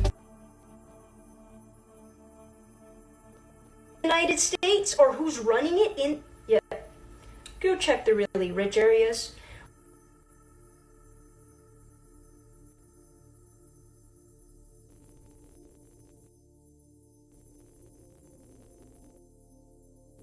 The funny thing is, in the media will tell you that that's why CNN sucks.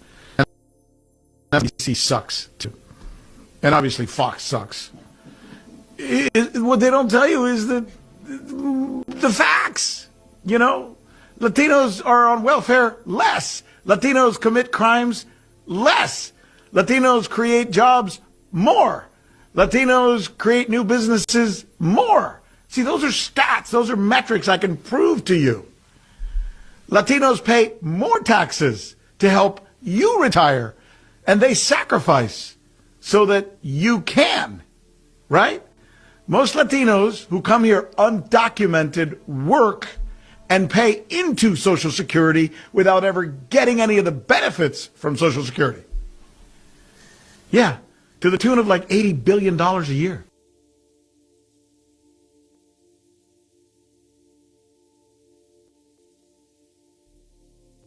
All right, so we're almost done. There you go, bro. All the problems. Dude, listen, it's because they're not spiritually fit anymore. Their spirit is gone, or they're being misled by stupid-ass advices and shit. Like, listen, here's one dumb advice. What's going on, everybody? One dumb advice. For a moment, I kind of thought this guy actually had some sense, but then he said this dumb shit. It's like, bro, for real. For real, bro. For real. Listen to this. He has the answer to their problems, family. He has the answer to their problems. Oh yeah, look, he's gonna share it with us right now. He knows how to fix this problem. When they get rid of the Mexicans, he says he has a solution. Let's listen to his solution real quick, okay? And then we'll show you one more video, and then that's it. You guys can enjoy the rest of your day and on celebration. All right, let's go. This is Afro Think Tank, and this is Latinos that's looking to ally with black people once again. You know, now that we see what this administration is doing, right? And this video is not to bash Latinos for their decision-making skills. All right, it is what it is, and there's nothing that can be done about it now, right? You guys showed us, showed us who y'all are now. There are consequences that you guys are specifically gonna have to deal with because you voted against your best interest. Keep in mind that he's at the same time in a condescending manner saying, "Oh, well, I can't really judge you for your stupidities." What did you have to offer that people would have actually benefited from? Black music, black entertainment. If you look at Kamala Harris's actual campaign, that's what it was about. She was having Beyonce, just rappers, all kinds of shit, man. Like, how does that even relate to the purpose? She really didn't have anything, bro. If you really pay attention to her, she was just backing up Biden. But see, the thing is that I think some of you guys forget that it's a white and black checkboard. So I guess we should see our way out of it, right? Okay, let's figure out this great solution this dude has. Right, but I hear some Latinos, some of their new arguments is, well, if you deport us, all your grocery store going to go up, all your food is going to go up. They're kind of like on their way out the door, or perceivably out the door. Their thing is, they are, I wouldn't say bragging. I would say they would basically want to say, hey, look, we're the ones who produce and pick all this food that you go and you buy at the grocery store, right? You complain about food prices. Watch what happens when we're not there, right? And the thing is, what I want the Latinos to realize is that, yeah, that's going to happen initially, but this is the first time where they really, truly, honestly can afford to get rid of you guys. And I don't think you guys understand that. And the thing is, I do understand that, you as Latinos don't get valued, for the things that you do in this country, properly, right? Like African Americans, we can say we built the country, we did this, we financed the country. The reason why the country is rich is because of our labor. That's how we built it. And infrastructure wise, we built and did all these things, right? We also used to pick the fruit. We also used to do all the fixing, all the carpentry, all the plumbing. We used to do all that. That used to be our job. And then, you guys came along and you took those jobs as black people, started to elevate themselves within. If that were the case, it's not true. But if that were the case, are we comparing like a small amount of homes of being carpenters and shit? Or are we talking about actual Freemasons, like masons, drywall, plumbing, electrical, roofing, adding addition, foreman, on a massive scale, track homes? We're talking about 360 million people here. And you want to say, well, we used to be the carpenters, you know what I'm saying? How many properties were you guys fucking fixing? And when has that even occurred? Historically speaking, when does it? You guys can even prove that shit, man. Anyways, let's find a solution, please. In the economy, right? You guys took those lower jobs. And the reason why you guys got those lower jobs is because the companies didn't want to pay us a decent wage. Because we were like, look, we're going to want more money, because we're trying to get into the middle class. We want more money for our work. And the companies was like, well, we'll hire these Latinos because they could do the same work for cheap. That's why y'all call it hard workers, because you work for little money for cheap. But now that the bigger issue is that white people, where they are in the world, on all their colonies, they are being invaded by all the people that they disenfranchised. That's just the truth. That's why in Europe, they're having problems stopping Africans from going into Europe. They're having problems stopping Western Asians and Eastern Asians from going to Europe because the policies of Europeans have destroyed other people's homelands. So they in turn come to go to Europe in order to live and thrive in the economies that's built off the back of their destroyed economies in countries, right? Same with you Latinos. The reason why Central and South America is so messed up is because of the policies of America, right? And because of the policies in America and our tampering with your governments and your flees their own homeland. Even Chinese people, they flee. They're like, America is like this for everybody's store that if you come and participate and you'll get the American citizenship and you'll be equal. You guys are under the impression that you have the ability to become an American and be treated like an American, only you did everything right, right? That's why you were so easily able to throw your fellow Latinos under the bus, right? White collar jobs, not just the blue, other differences. You're going to, the final replacement is going to happen. So they don't need you picking fruit. You know why? First of all, the population of the Western Hemisphere is going down. So there are much less white people than they want to have you believe. That's the truth. There are much less white people than they want you to even believe. All right. Their populations is dropping dramatically because of many different reasons, right? But on top of that, America itself is underpopulated. This is a very big country, and we don't even have 500 are not made to handle those type of people. The capitalistic system is not made to accommodate that many people. The rest of us are slaves, wage slaves, right? They kept the groceries down in American countries. But that money meant something back there because your jobs, like indentured serves, like they do in Dubai, you get treated just as bad, but it's worth it because they don't want to pay you that because they don't want to go up to it. Black need that work. If they can't even ask us to do it. They didn't pay us enough to go in. There's no way. PTSD not happening, right? So white people are not going to do it.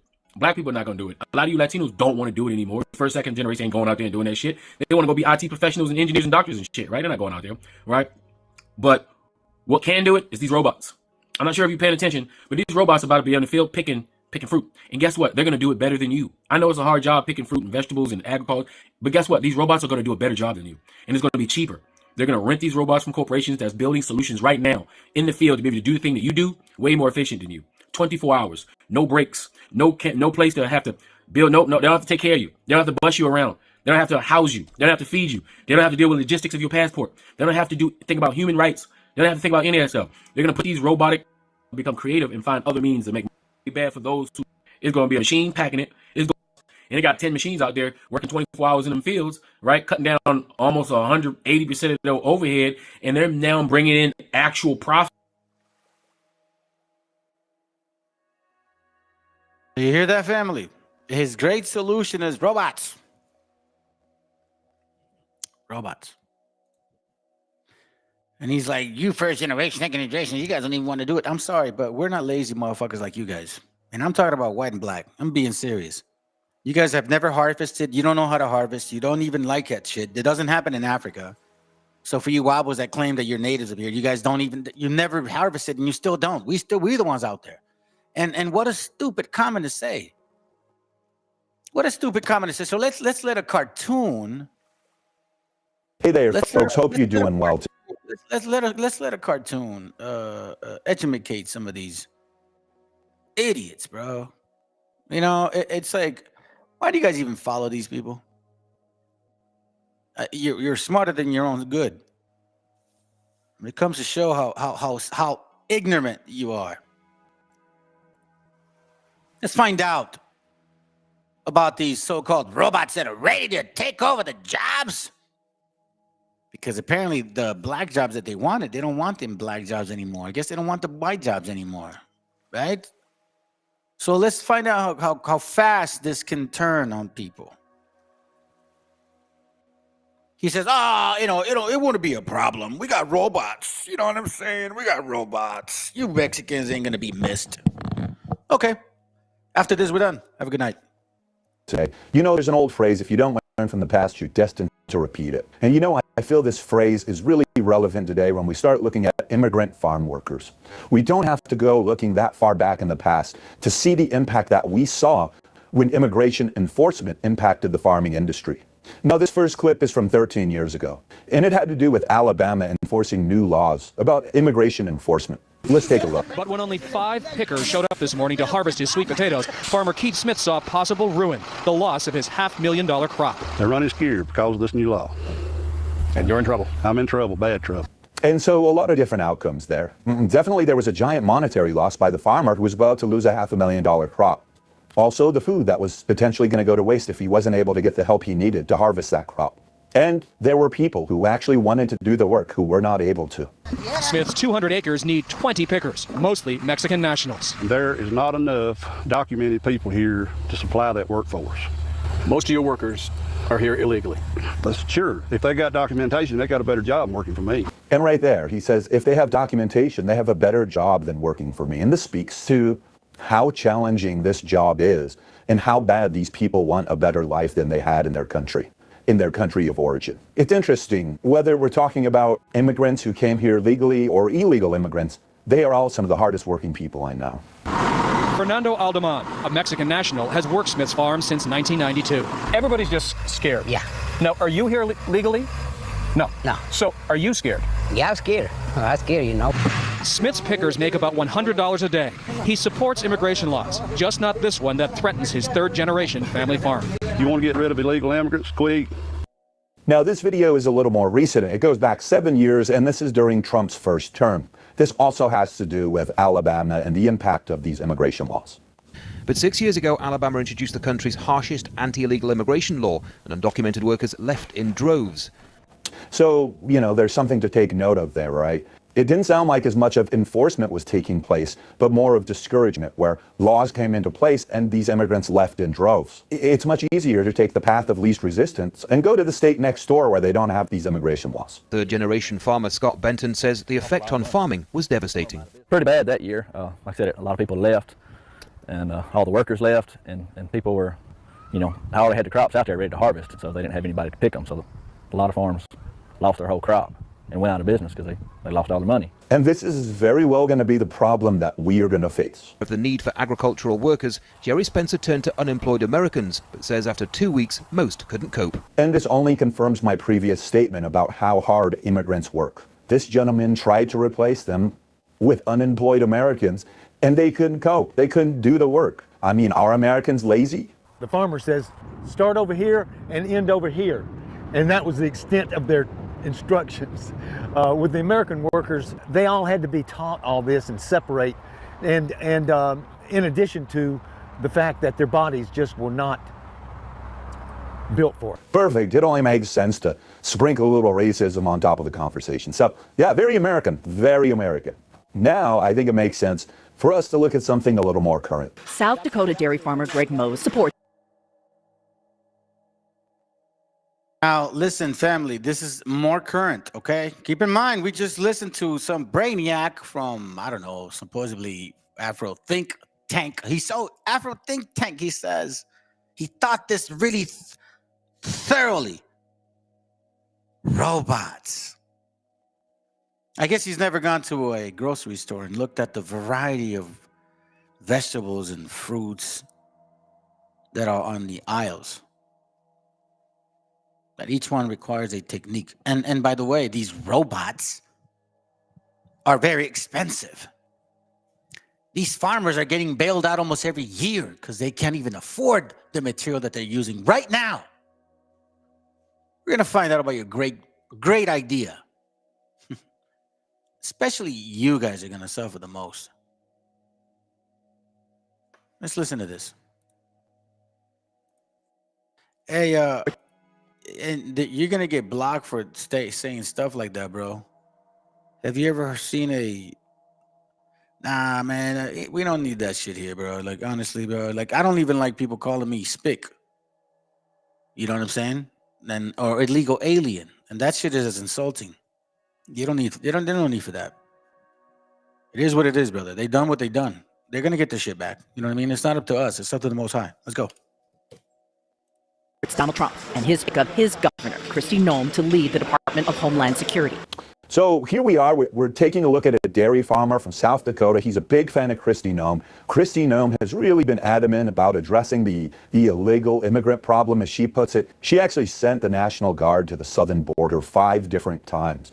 But yet she still hasn't helped her flood victims, claiming that the National Guard can be expensive.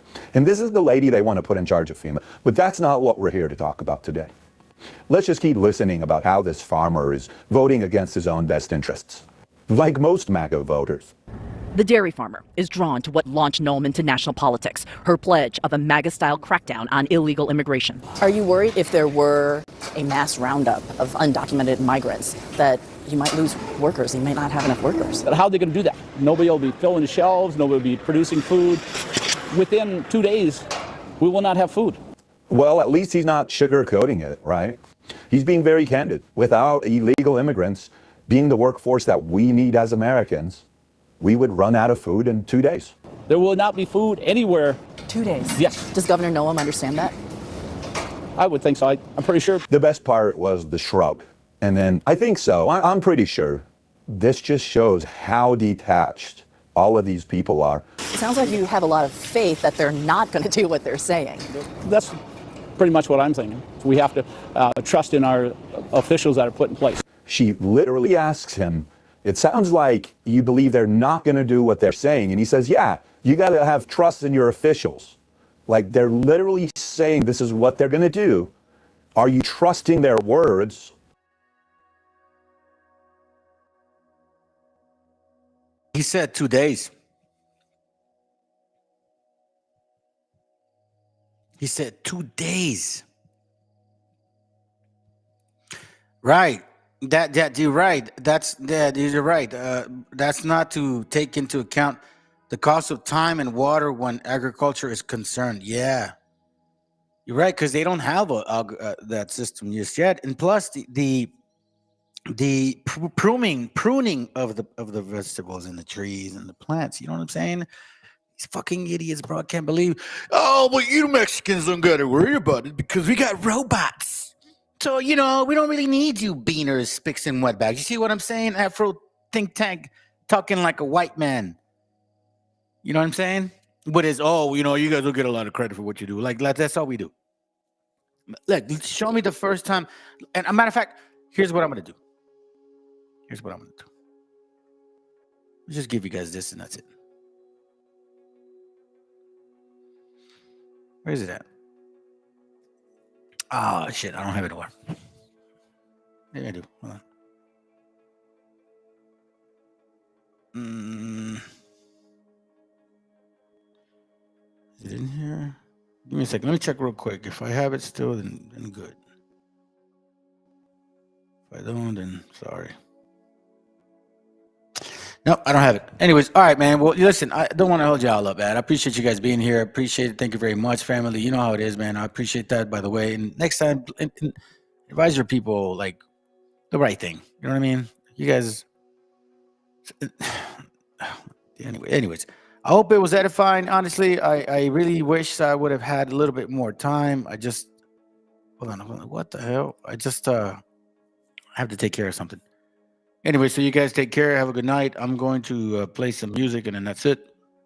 Other than that, man, thank you for supporting the channel.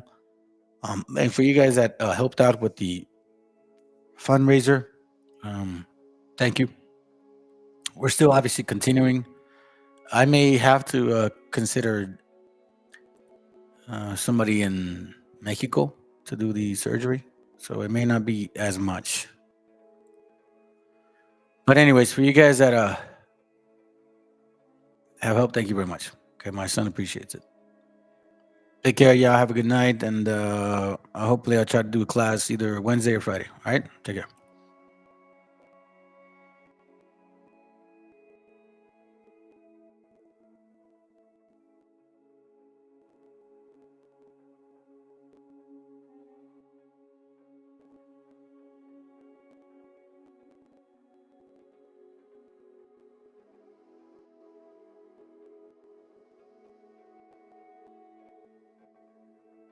Hey, hold on a second, family. I found something interesting.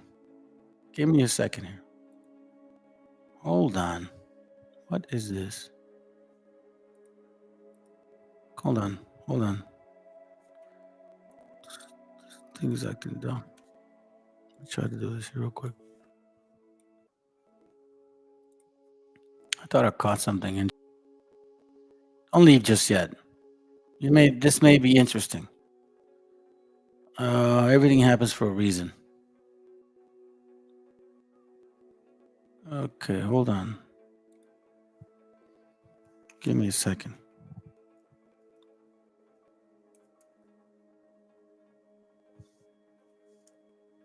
I think I see something here.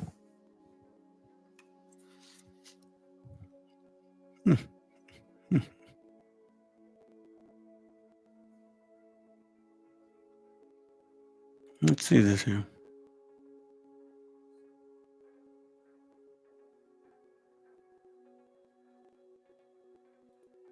Nice. No. It's nothing important. My bad, mi gente. My apologies. Okay, so anyways, let me just go ahead and finish with the music. Something that caught my eye. No, it has nothing to do with this Democratic dude talking about Charleston White, and I don't, it's not my concern. I don't care about that. All right, give me a second here. My apologies, man. This stuff is running slow, bro. What the hell, dog? What the hell, dog? Look at this. It's crazy. Here, hold on. Oh, see, all of a sudden, it's crazy. I actually put it on mute. It's fun. Man, I apologize, family. I don't know why this is taking so long. Well, I guess I know why, because I'm not in my office and, I'm using another. This Wi-Fi is probably not that great. So that's probably why. But anyways, all right, man. Y'all have a good night. Take care. Shalom.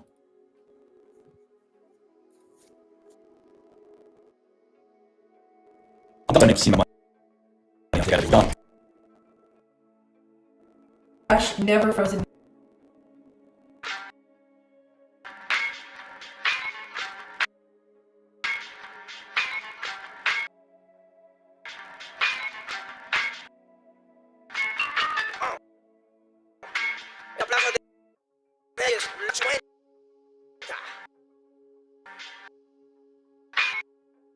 Soplón. ¿Qué pasa, Isabel? Batería de Rapunzel, de rap. De la gato de guay, la pega. De cruel con un viejo coronel, soy flojo. Soy un joder.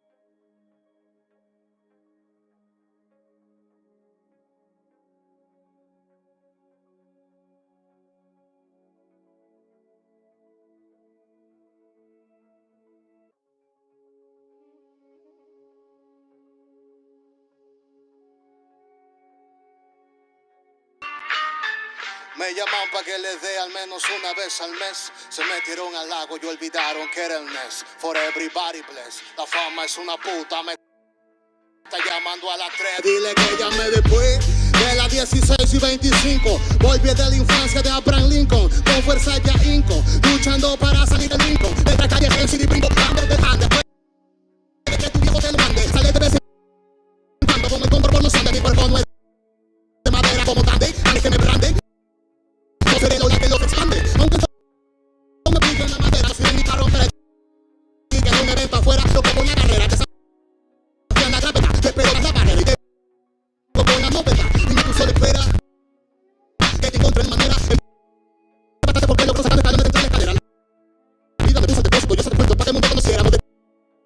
la mejor y te capaz de cordilleras y luz afuera. El espectáculo es dentro, la calle es mi templo. Siempre movimiento, cuando me concentro, mis disparos son temas de un poema. Desde cuando entro, y cada día se otro gatito que te entra rapeando. Eso es el centro de mi balcón. Repitación de la mía. Pero la magia no tiene valor. Y me toca yo no sé qué. Todo, ya me sé la cuestión. Y me fue por cada rincón.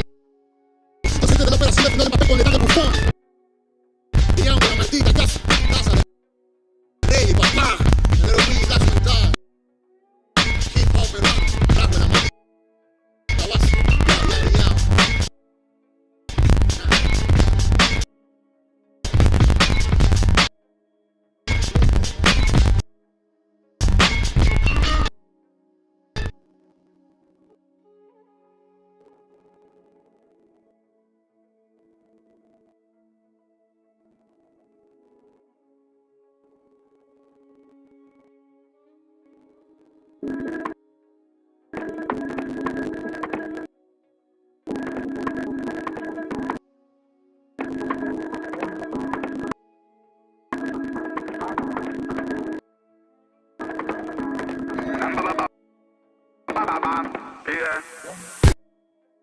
Huyendo de la envidia como los niños sencillas de la bomba que le manda el Pentágono. Y todo el día, mamá mía, aquí tenemos la sonrisa, luego están la neva, vía neva.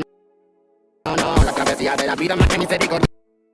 Dios en nuestra plaza siempre vaya a favor, no. Tú podrás cambiar, traicionar a tu familia, matar tu sangre que vos sabías. Pero yo no. Familia, es el que está a mínimo. Familia, con fatal más cristalinas. Familia, basta traer familia. Magna White son familia, ya no maniga. مرحالي شو مرحالي هلي بالك قبل كبير ولا بياري واني جاي تاني يوم وبعد سالي لا بيا فوليا ولا داري خواجالي شو مرحالي هلي بالك قبل كبير ولا بياري واني جاي تاني يوم وبعد سالي لا بيا فوليا ولا داري tú sueñas de mi amor se perdía por alguna paz se marchaba lentamente con eso en el tuve hacer algo para llamar en mi dolor y por eso que le ponga paz mirando tú siempre burro bimba el que todo por la familia burro bimba y por eso vengo a bendecir burro bimba el que todo por la familia burro bimba y por eso vengo a bendecir familia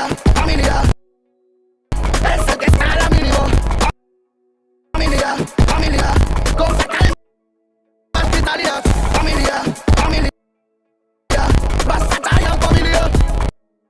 familia Magna White son familia ya no maniga. Magna superescalón subiendo los escalones metálico escalón esquivo los escalón esos tiros van de palo pero no rascan balón aunque me enrollo nada callando nunca me paro danzas de mí no se pueden medir buscan el elixir deja metalizado y es que yo soy así y no van a descubrir sexy flow y skill con este descaro si familia necesita meticulado por un conexión antártico filtrado a mí nadie quería ayudar y día yo no me metes en llegado están aquí pillando para soportar el dolor como racinas es la vida en ámbar aunque creas que no puedes tú solo con la movida yo llevaré tus bambas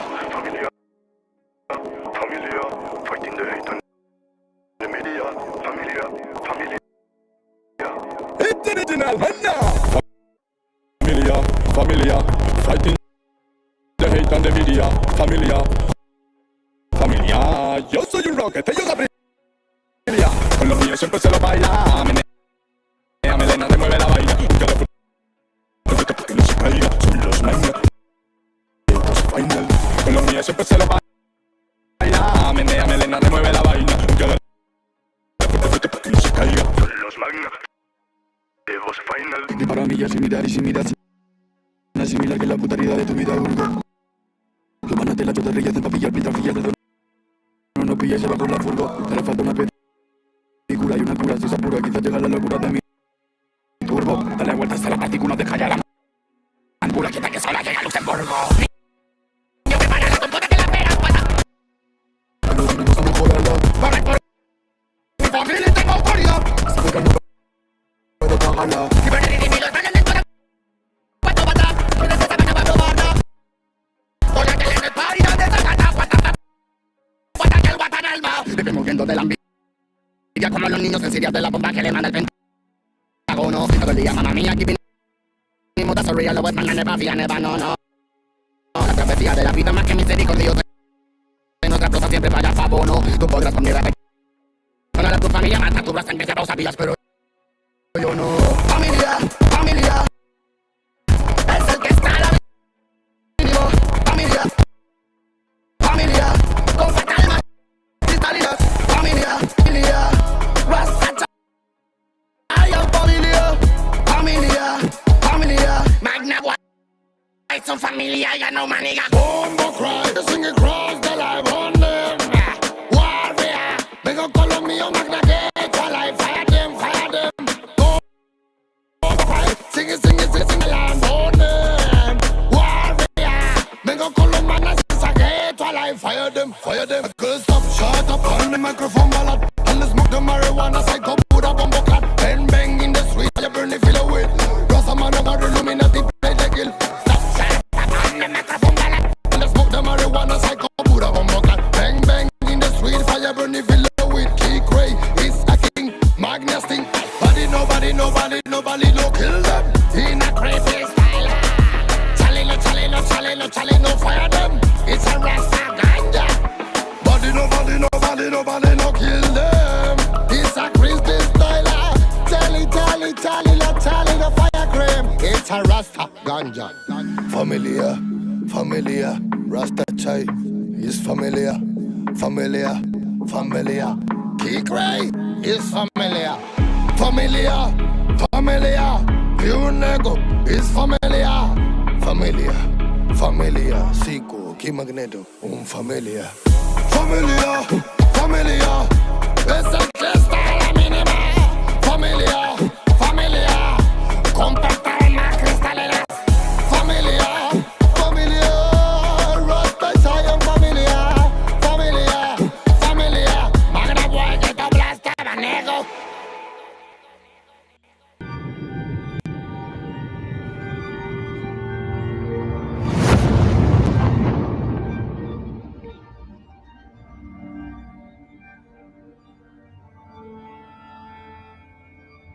Ical, hijo, abre los ojos.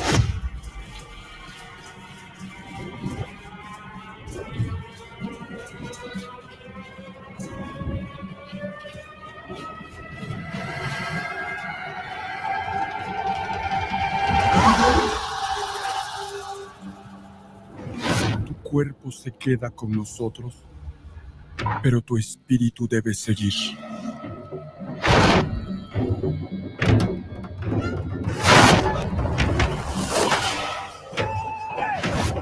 Busca la luz. Aléjate de las sombras.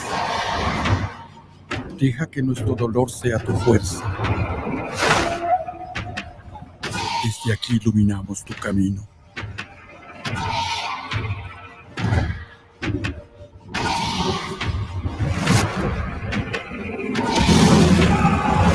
Lucha como nosotros ante esta pena tan grande. Yo soy tú. Tú eres yo.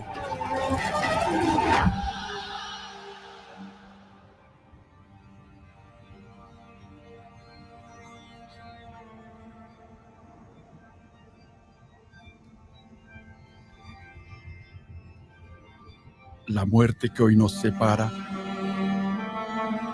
mañana volverá a unirnos. Eres libre, hijo.